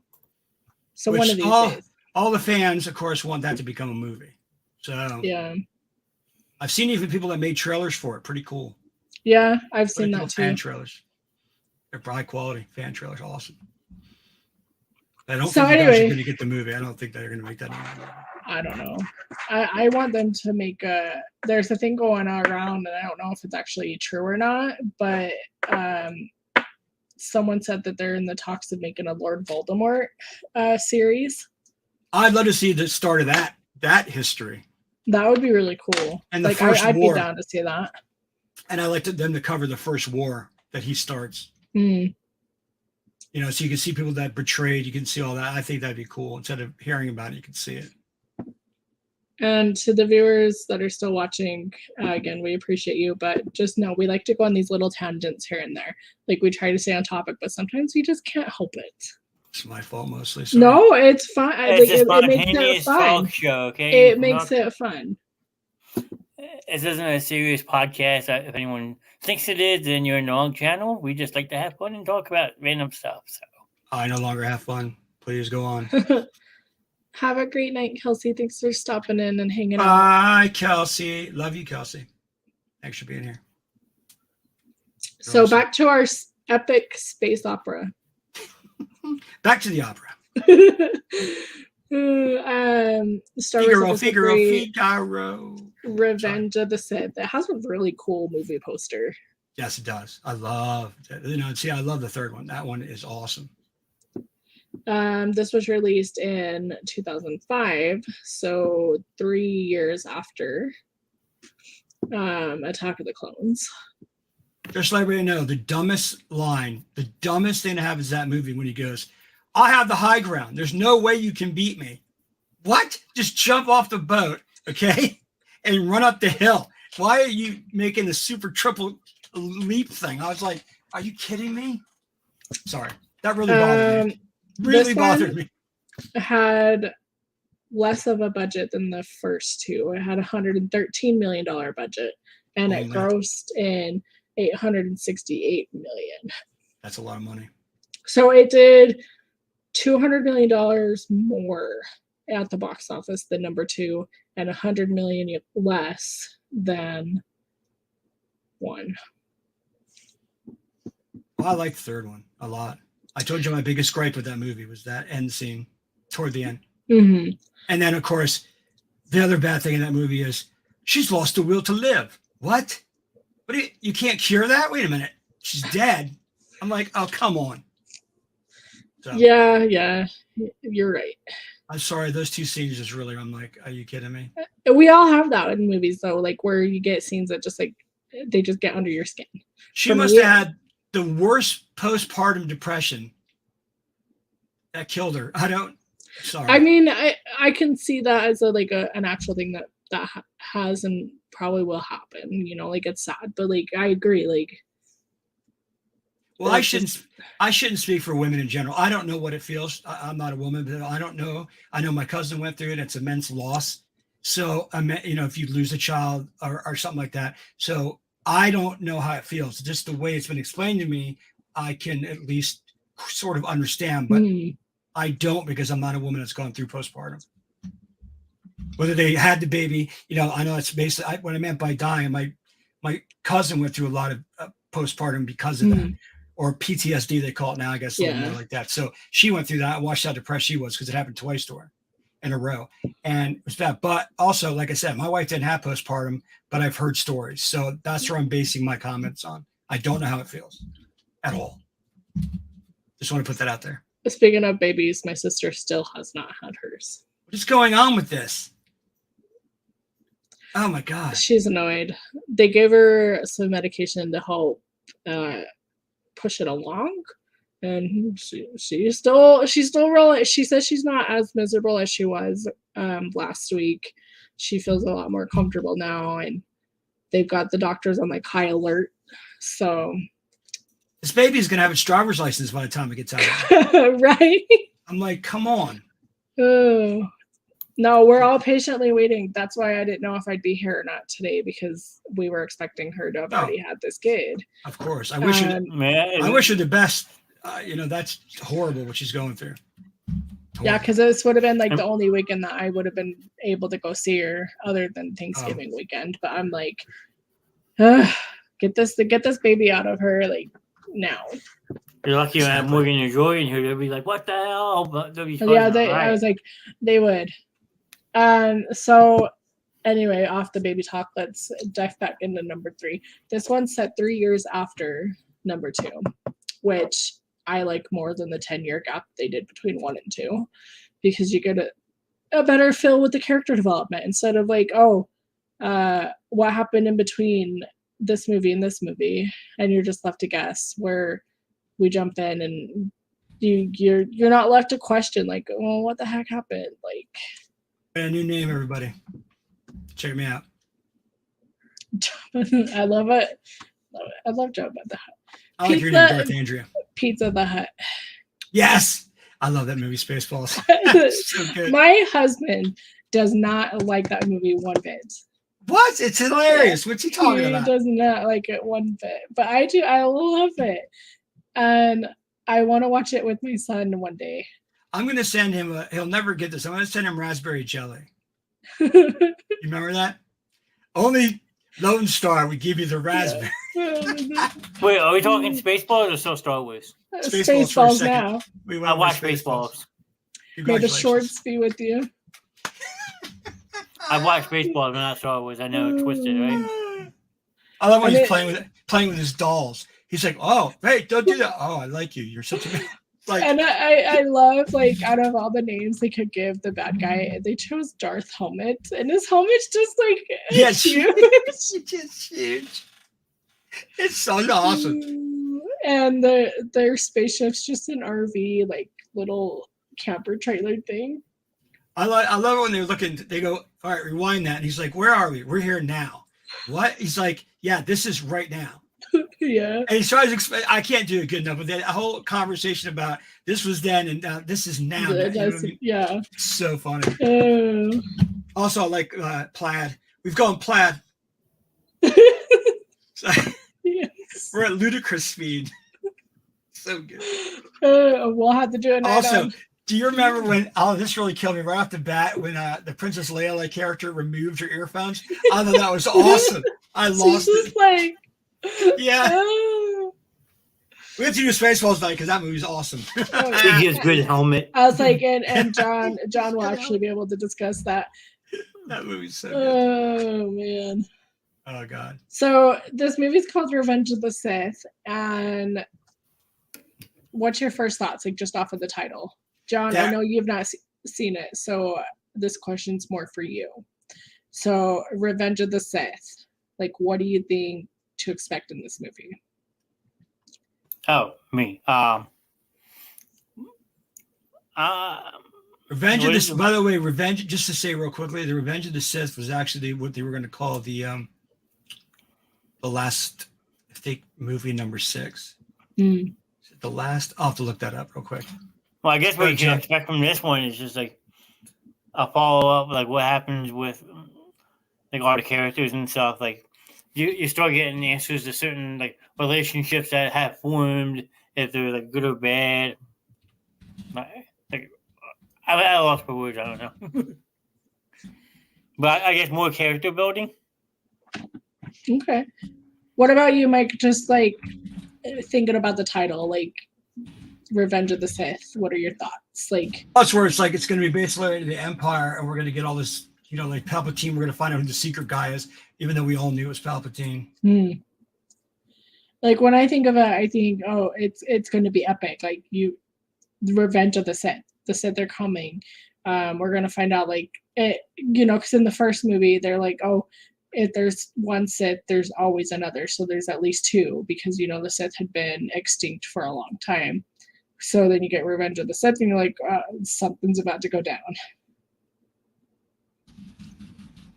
Yes. Such a good cast in Spaceballs. Movie night at my house. Movie night at my house.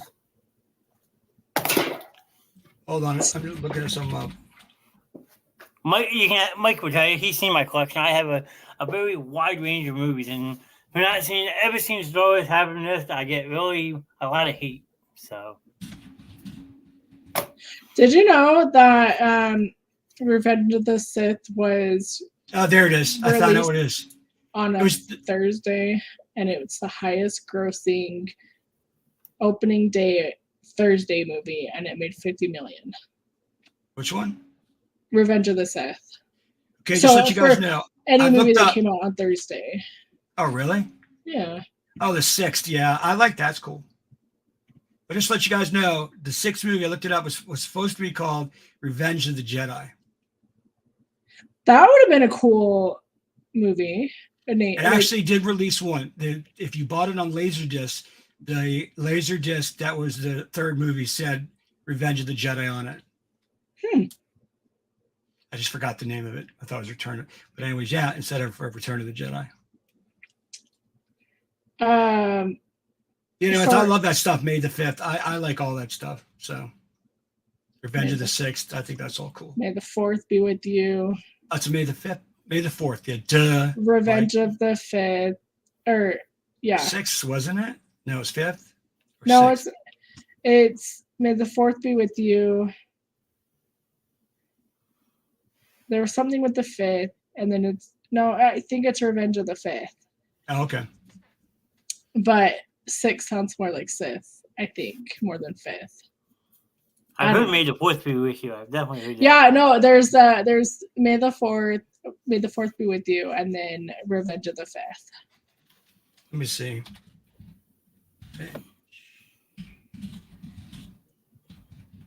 Well, that's why I put in the intro for you. May the Fourth be with you. That make it more. Andrew, Star you're Wars. right. It's Revenge of the 5th. Revenge of the 5th, Attack of the 6th. There you go. I don't know about the third one. we'll just roll with it. Yeah. Okay. Um, Whatever Andrew says, guys. so we're back on croissant. Back on croissant. I'm sorry. We're back buttering a croissant. We're back. I mean, Awesome. one can argue that Princess Leia's buns look like a bun, like a breaded bun. So croissant, I think it works. And Pizza the Hut. Oh my God, all these foods. I'm tired, guys.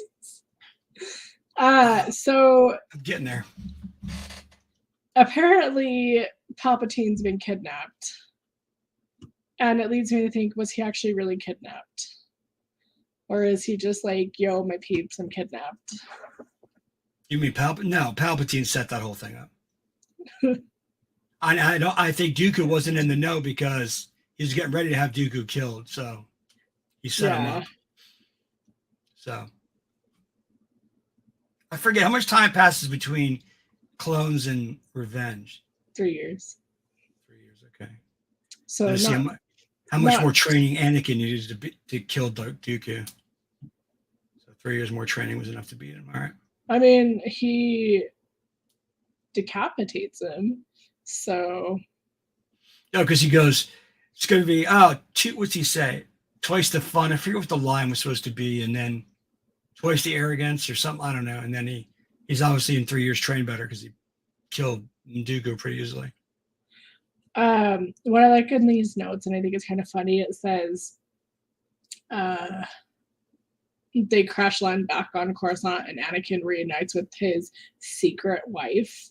Like, they just had a wedding where R2-D2 and C-3PO were witnesses. I mean, it's obviously not a secret. Exactly. Don't worry, they solved their problem, guys. Like I mentioned before, at the end of the movie, erase the droids. Erase the droids. And that's when we learn that she's pregnant, and then Anakin starts like panicking because he's having visions that he sees Padme die and childbirth. Right. And then he goes to that basketball game. Sorry, I'm going to call it that. The basketball game with Palpatine. And they're sitting there watching it. He's like, and he starts going, oh, you know what? The Darsa, he names some Sith. And then he's like, oh, yeah, power of reincarnation, or not reincarnation, reanimation. No. Wait. Yeah, that's what I was saying, reanimation, but I don't know if that's right. Yeah, I don't know if that's right. But yeah, you can turn back death or whatever. So, and that gets him thinking. So, just letting you guys know. Happened during maybe it happened during the maybe they were watching 456 the opera. The epic space opera. That's what they were watching at the time.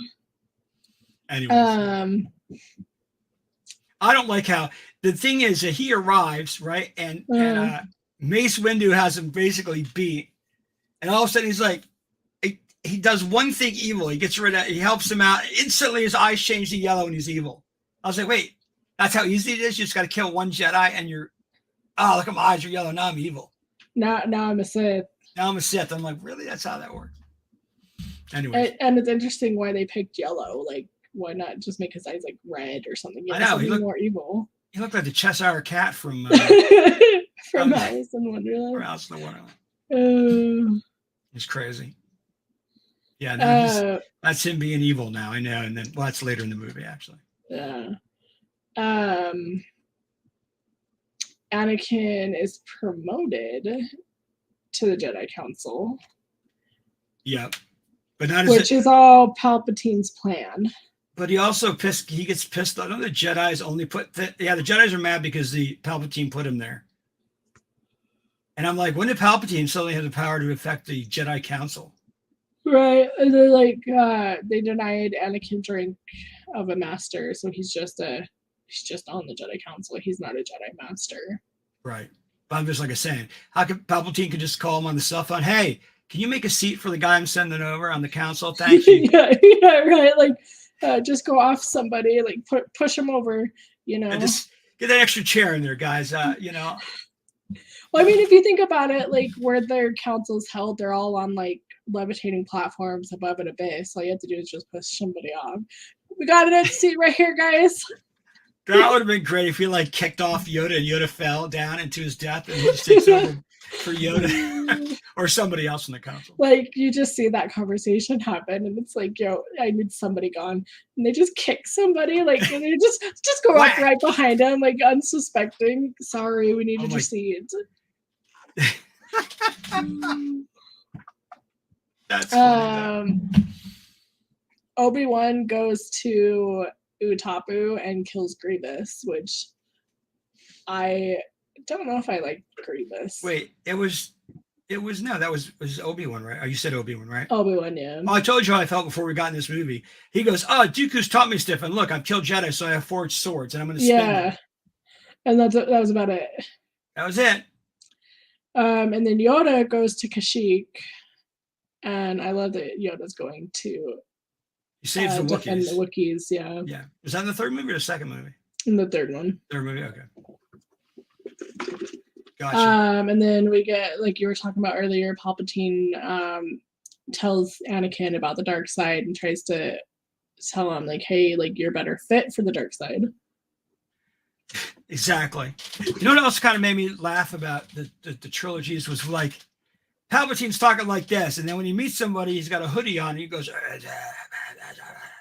he talks all evil, and then like what? He gets rid of his hoodie, and suddenly he's back to talking like Palpatine. Mm. I'm sorry, I found that amusing. You probably didn't, but I found it amusing. No, it is. Sorry, it's the dark side clouds all. Yeah. Well, and like it says, like, you need to be like you're going to be powerful on the dark side, and then Anakin's like, oh, yo, like you're not the dude that I thought you were. Obviously, you're a Sith. Like, why would you tell me to join the dark side if you weren't already on the dark side? Exactly. I'm like, I know you couldn't detect me even though you're sitting right next to me, but yeah.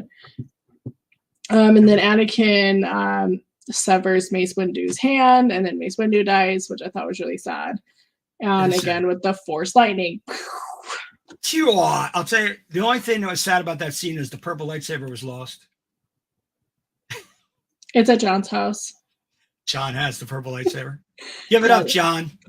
Oh, we had that discussion. Yeah, we did. Okay. What color lightsaber would you have, Mike? Oh, I'd have the one from The Mandalorian.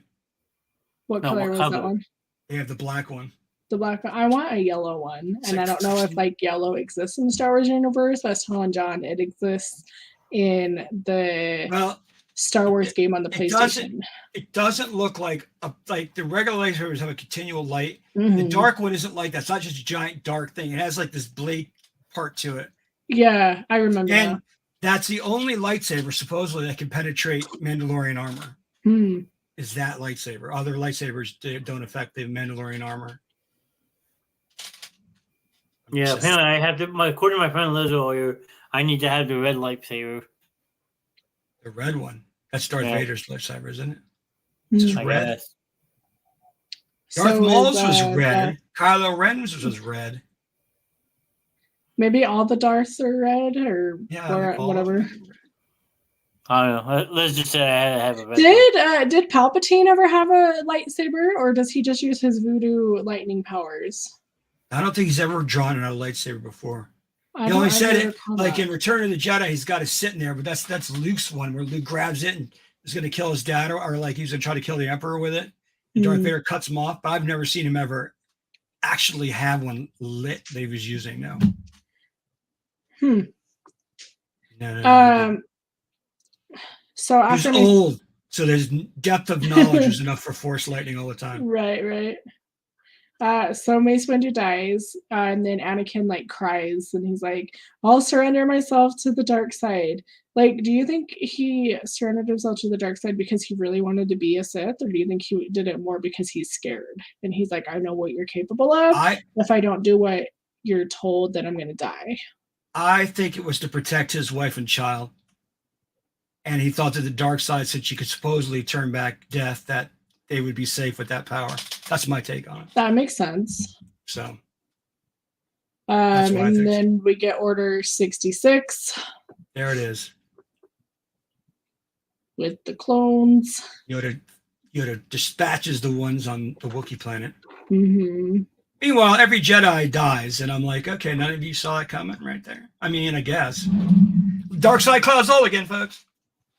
Oh, and after Anakin cries to Palpatine saying, "I surrender myself," they give him the name Darth Vader. Yep. Until he finds out he can't turn back death, and he goes, "No, my wife died, no." Now, I am curious because it says here, Palpatine declares himself Emperor. Like, the dude just like, "Hey, yo, I'm going to be the Emperor now," or like, No, they did that. I think they addressed that in the second movie, I think, where the Emperor goes, there's no more no more limits to how long he could be there because his emergency powers become permanent powers so that he doesn't have to relinquish his title as Emperor. I think. I mean, in Star Wars, the first one, they only go over it briefly. What about if the Jedi count? I mean, if they find out the Senate is going to be a problem, and in walks Grand Moff Tarkin and goes, we don't have to worry about that anymore. How will we keep the systems in check? We're just going to use warlords. Right. No, we're good. Yeah, it's funny how he did that. Really dispatches them, but yeah, I guess. So after that, we get our homeboys Obi-Wan and Yoda, and they come back to Croissant. I'm gonna say it wrong the whole night. That's fine. It's just more for fun. I'll just yell butter every time you do it. Obi-Wan's obviously distraught because Anakin turned to the dark side. And I mean, I don't know what this is like, if it really comes as a shock to Obi-Wan, because they were warned from the very beginning that they sensed that Anakin was going to go to the dark side because he had shown no control over emotion. So I just think it's weird that Obi-Wan's like, oh. Well, like, I'm gonna say it out loud again. The dark side clouds all. It's like I can use that for everything. Yeah, I don't know how he was all shocked and surprised. You think you would, like you said, have the Jedi kind of warned you, the council kind of warned you, and then it happens, and they're like, "See what we said?" I don't like that he kills all the kids though. I was like, he killed all the young Jedis too. Why? Yeah. So. That wasn't cool. Like I didn't like that. He slaughters them all. Yeah. What? Like it is cool. They try to protect. What's his name? Jimmy Smits played him. I know who you're talking about, but the name escapes me. Yeah, he eventually takes Leia as his child. Can't think of his name, but yeah, the younglings they're still have enough to protect him before they die, which is cool. They sacrifice themselves. That was pretty cool. But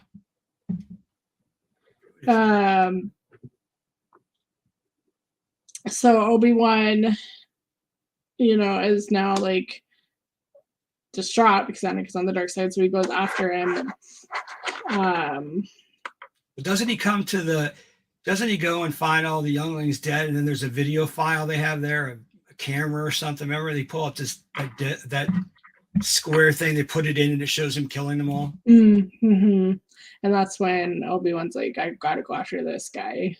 Check it out, man. See if we can't persuade him to come back. Like, hey, like, don't really give in to say, like.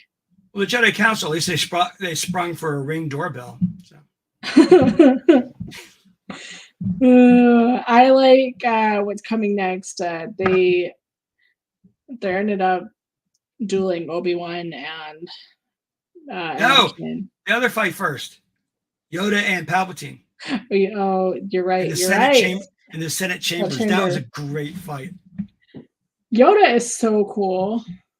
Like this itty bitty little dude, and he's just so powerful, and like he's so agile too, because like Yoda's ancient, you know, Yeah, like he comes on a crutch, and then all of a sudden, ninja moves. yeah, like you know, a snap of his fingers, and this dude's like triple flipping over everybody and can barely walk as is. Watch out, Mike might spam me with Baby Yoda group invites. I love Baby Yoda. I love Goguru. Did you go get the Black Friday deal at Walmart? They have Baby Yoda on sale for like $15. There's so many Baby Yodas in my house. We have the one that talks and moves. We have all the pop ones that have ever come out. So we have numerous clothing. My wife has a ton of clothing. She has a clock. She has everything. We're all Baby Yodas all over this place. Awesome. Don't give him any ideas. Next thing I know, he'll be sending it to my house. People have been sending me messages of what to get Christy for Christmas with Baby Yoda on it, with Goguru on it. Oh, you didn't get nothing from me, so don't blame me. Boo. So before we get into the other fight, Sorry. something I read about, no, you're fine, was Anakin thinks that they're coming to get him. So he strangles his wife. Like, why? Set her up for postpartum. She's like, he's not supporting me now, so I don't want to have kids or whatever. Right? And like, I don't know. I don't know if I agree with that because, like, I get it. You know, it's like you said, the dark side clouds off, but like, why?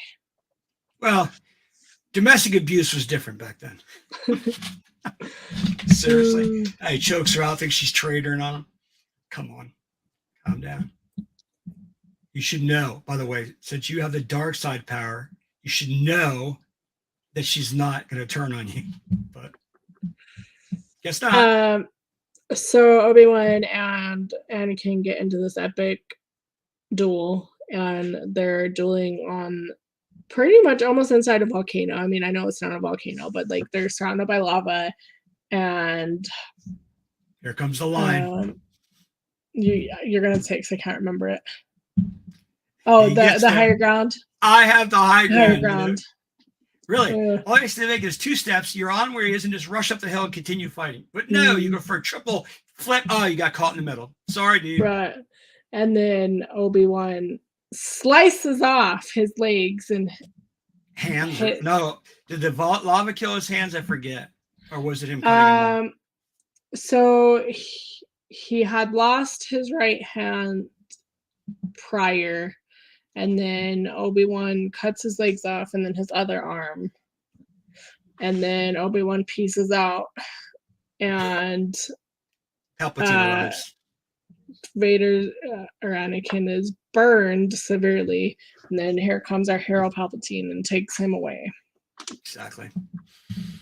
I just took an Uber, picked him up, the body.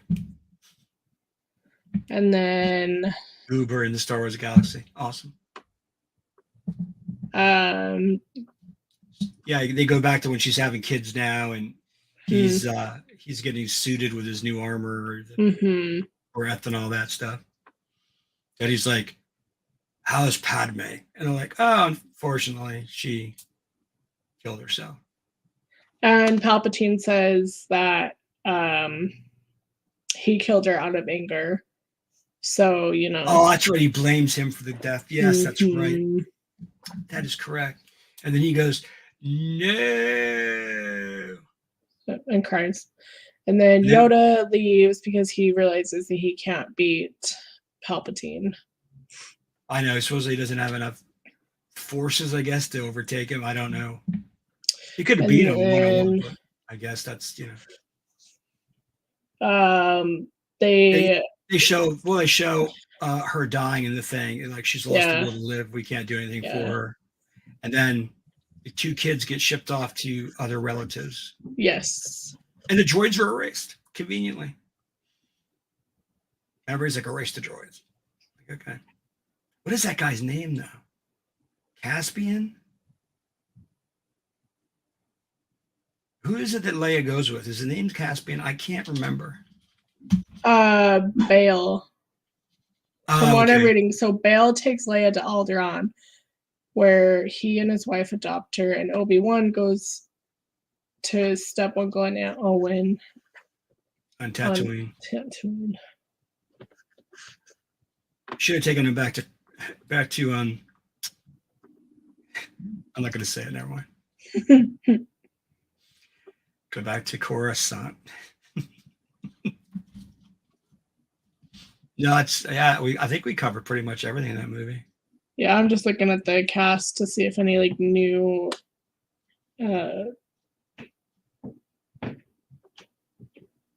fun. I didn't know for Count Dooku that Gary Oldman was originally cast for the role. For which role? Count Dooku. Who again? I'm sorry. Gary Oldman. Gary Oldman does play a great evil guy. I tell you, he's evil in a lot of his movies, and he's phenomenal. So I could still see him playing it and doing a good job. I've liked him in other movies. That would have been really good. Yeah, he plays great bad guys. Yeah, it says he was originally cast but had to drop out due to scheduling conflicts, which my guess is Harry Potter. Probably. Well, what year did this movie come out? 2005. Isn't that right around the time he made Leon the Professional too? Probably. The what? Or was that before that? Leon the Professional. Oh yeah. Well, he plays a dirty cop. Isn't that with Natalie Portman's in it? Yeah, that's what I'm gonna say. Was it Natalie Portman in there? No. My sister. I told you my sister went to Harvard with her at the same time, and they ran into each other a couple times. She said all she cared about was being a normal student. She does Star Wars people used to always bother her on campus. Really? It's like leave her alone. It's like she's in college. Just go away, guys. Yeah. I'm here to learn, everybody. You see her with her friends or by herself. Another time she'd see her and there's like 75,000 people from not in the college are there trying to bug her. That would get annoying. Oh, 100%. I understand they want to see her because she's the actress, but man, she's at college. Just leave her alone. She appears at events. Yeah, a lot of them still do. Yeah.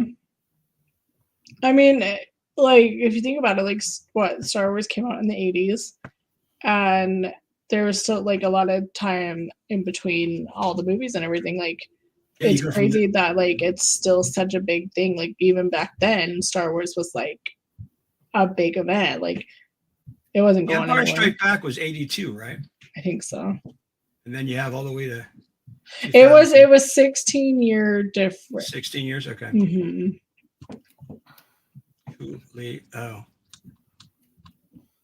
Julio. Everybody that's watching, we appreciate it. I mean, 2 hours for the 3 movies, that's great, and it was fun.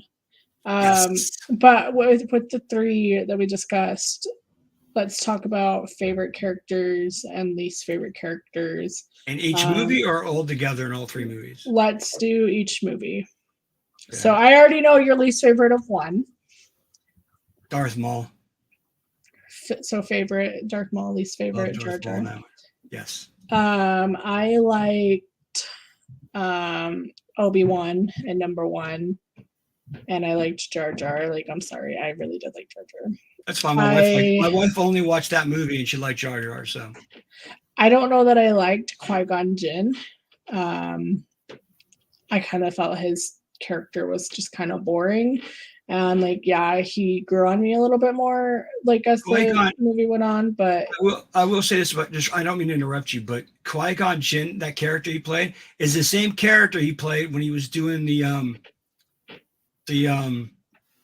oh my god, the Taken movies. Same character. Mm-hmm. Yeah, it's the same character. I'm like, all right. I didn't mean to cut you off. You're fine. Yeah, yeah. So he was my least favorite, and then John obviously doesn't have an opinion because he hasn't seen it, but that's okay. Number 2. Number 2, my favorite. I liked Mace Windu. Yeah, I liked Yoda. My least favorite was Padme and Anakin. I didn't get that vibe. yeah. I almost agree with you totally. I liked Qui-Gon Jinn in the second one. No, I didn't like Qui-Gon Jinn. Sorry. I like Mace Windu in that one. I also like the Boba Fett, Jango Fett thing. But I with you on that love story and them on poles. I'm like, no. I can't have that. So I agree with that forced love story stuff. And then number 3, we'll start with you. Favorite and least favorite? Favorite and 3. Oh. It's a tough one. I'm surprised he hasn't said Yoda. Not Yoda. I'm gonna say I like Palpatine, so he was really cool. Like I like, yeah. Dude, that actor's I was awesome. gonna say like he probably would be my pick for number 3 too. Like when I'm thinking about it, it's like I really liked his character. You ever seen the actor get interviewed at Comic-Cons and stuff? Yeah. The actor is extremely friendly, really nice guy. He's the one that announced Force Awakens. Oh, okay. Or was it? Yeah, I think that was that one where, like he said, he's talked in his Palpatine voice, but he hinted at he may return. So I was like, oh shit. Yeah. So no. That wasn't in the original trilogy. I'm sorry. He hinted at that. Yeah, for the new series. That's right. Yeah. Sorry about that. And then least favorite for 3, probably Padme again. Yeah, I almost going to go. Yeah, I agree. Padme was. Yeah, no. Padme and Anakin were against emo couple. I can't deal with it. I agree with you on that. Least favorite. What about favorite place visited in any of the 3? Like whether it be a planet or like the Jedi Temple. I love where the clones are made. I mean, they got there in a convoluted way, but I kind of like that facility, and yeah, I like that. I like that facility. I thought it was cool. Like I said, it was a weird way they got there, but it was a cool place. I liked where they do the council meetings because I just thought that was really cool. Where they've got their own little levitating platforms, and then you've got them all stacked up, and then you just have like this empty abyss down below. Because I mean, like, really, you need an empty seat on the council, we'll just push somebody overboard. No, yeah, the Jedi Temple was cool. You're right. So cool. Yeah, I agree. How do you feel? I know, like, it's just hard to really compare 1, 2, and 3 to 4, 5, and 6 because they're so different. But how do you feel? Like, did you like 1, 2, 3 more than 4, 5, and 6, or did you like 4, 5, and 6 more than 1, 2, 3? Not even close. 4, 5, 6. See, and that's what I thought too. There's no way. Yeah. Like I can see, like, you know, and again, it is hard to compare because they're so different. But there's just something about 4, 5, and 6. It's just like, it's just uncomparable. Like you can't.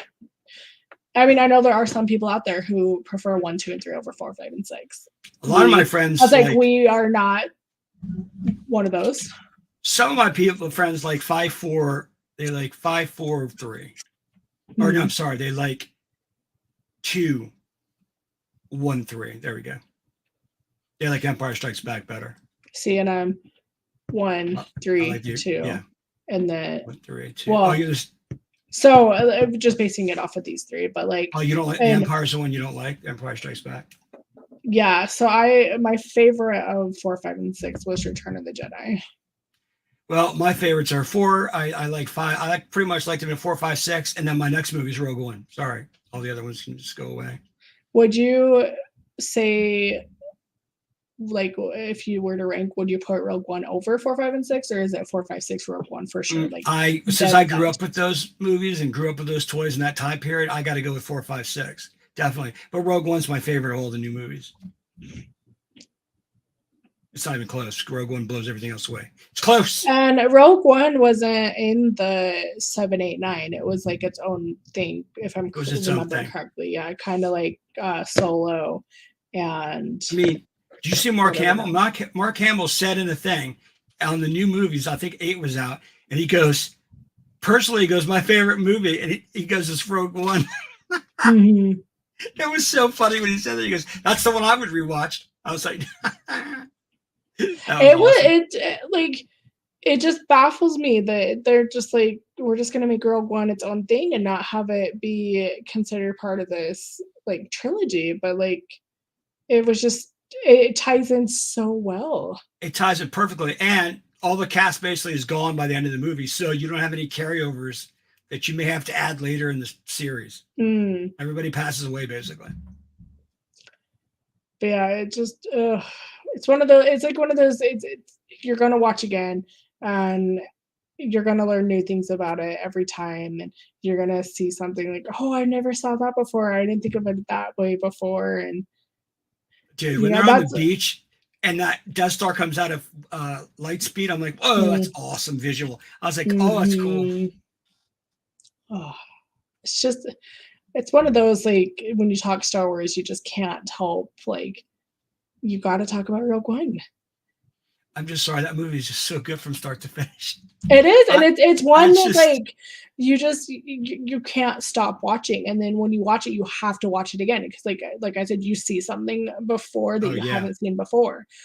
You know, like I think it was one of the first ones from the newer that I'm like, I'm gonna have to watch that again because I remember I was like, I remember seeing it in the theaters, and then I'm like, I need to see that again, but you know. I mean, my husband, it's like my husband likes Star Wars, but like not that, like not enough to like, oh yeah, let's go see it again. Oh, I got you. I understand. My wife isn't obsessed with the movies either at all. So it's the same way with my wife. She does not having it. But I mean, I will definitely like when we get to that one, that's going to be one that I'm gonna watch, and then I'm gonna watch it again because I'm gonna find stuff that I didn't see the first time. I'll rewatch. And it's one that I don't mind watching a million times. It is that good. It is that good. I would never watch episode 2 more than once. I can't wait. Once a year anyway. But I love it. Yeah, I know what you mean. I like to watch Rogue One more than once a year, but I can't wait till we do an episode about that. It's gonna be awesome. And then let's see. I'm looking at the calendar. So we'll do a show next Friday. I don't know if we're going to do one the following Friday, with that being Thanksgiving. I've already discussed with John, but I was thinking maybe have that night off. Yeah, for Black Friday. Family. Yeah, Black Friday. We should have off the day after. I agree. And then I won't be here that following Friday because that is my really big work Christmas party on the 2nd. Okay. But I'll be available for the 9th. You could say it's Star Wars alcohol night. And then, so we'll have to get in our chat and figure out what we want to discuss next week. And then we'll take that week off. And then I won't be here on the 2nd if you guys wanted to do something else. So you'll be gone for 2 weeks. Yeah, sadly. All right. Life and family.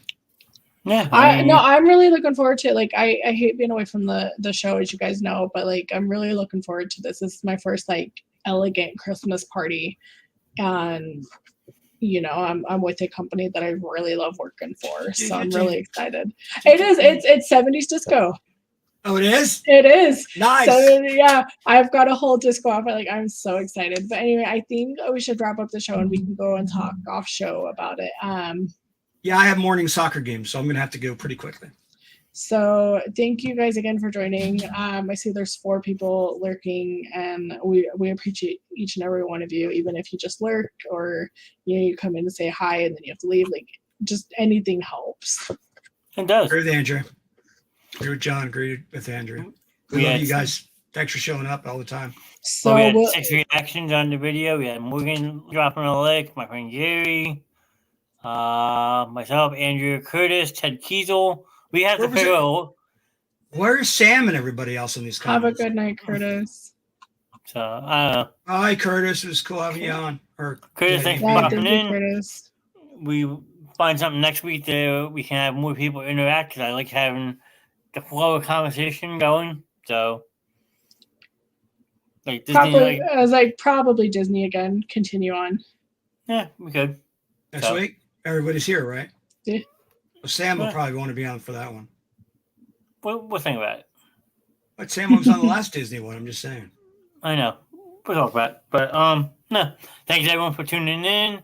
Mike, we got to figure out we're still doing Monday night Sports Gladiators because there's an Eagles game Monday night as well. So I know. What game's Monday? Eagles are playing Monday night. Against who? Washington. We're gonna kill Washington. So we got They're not the Washington football team anymore, right? Washington Commanders now.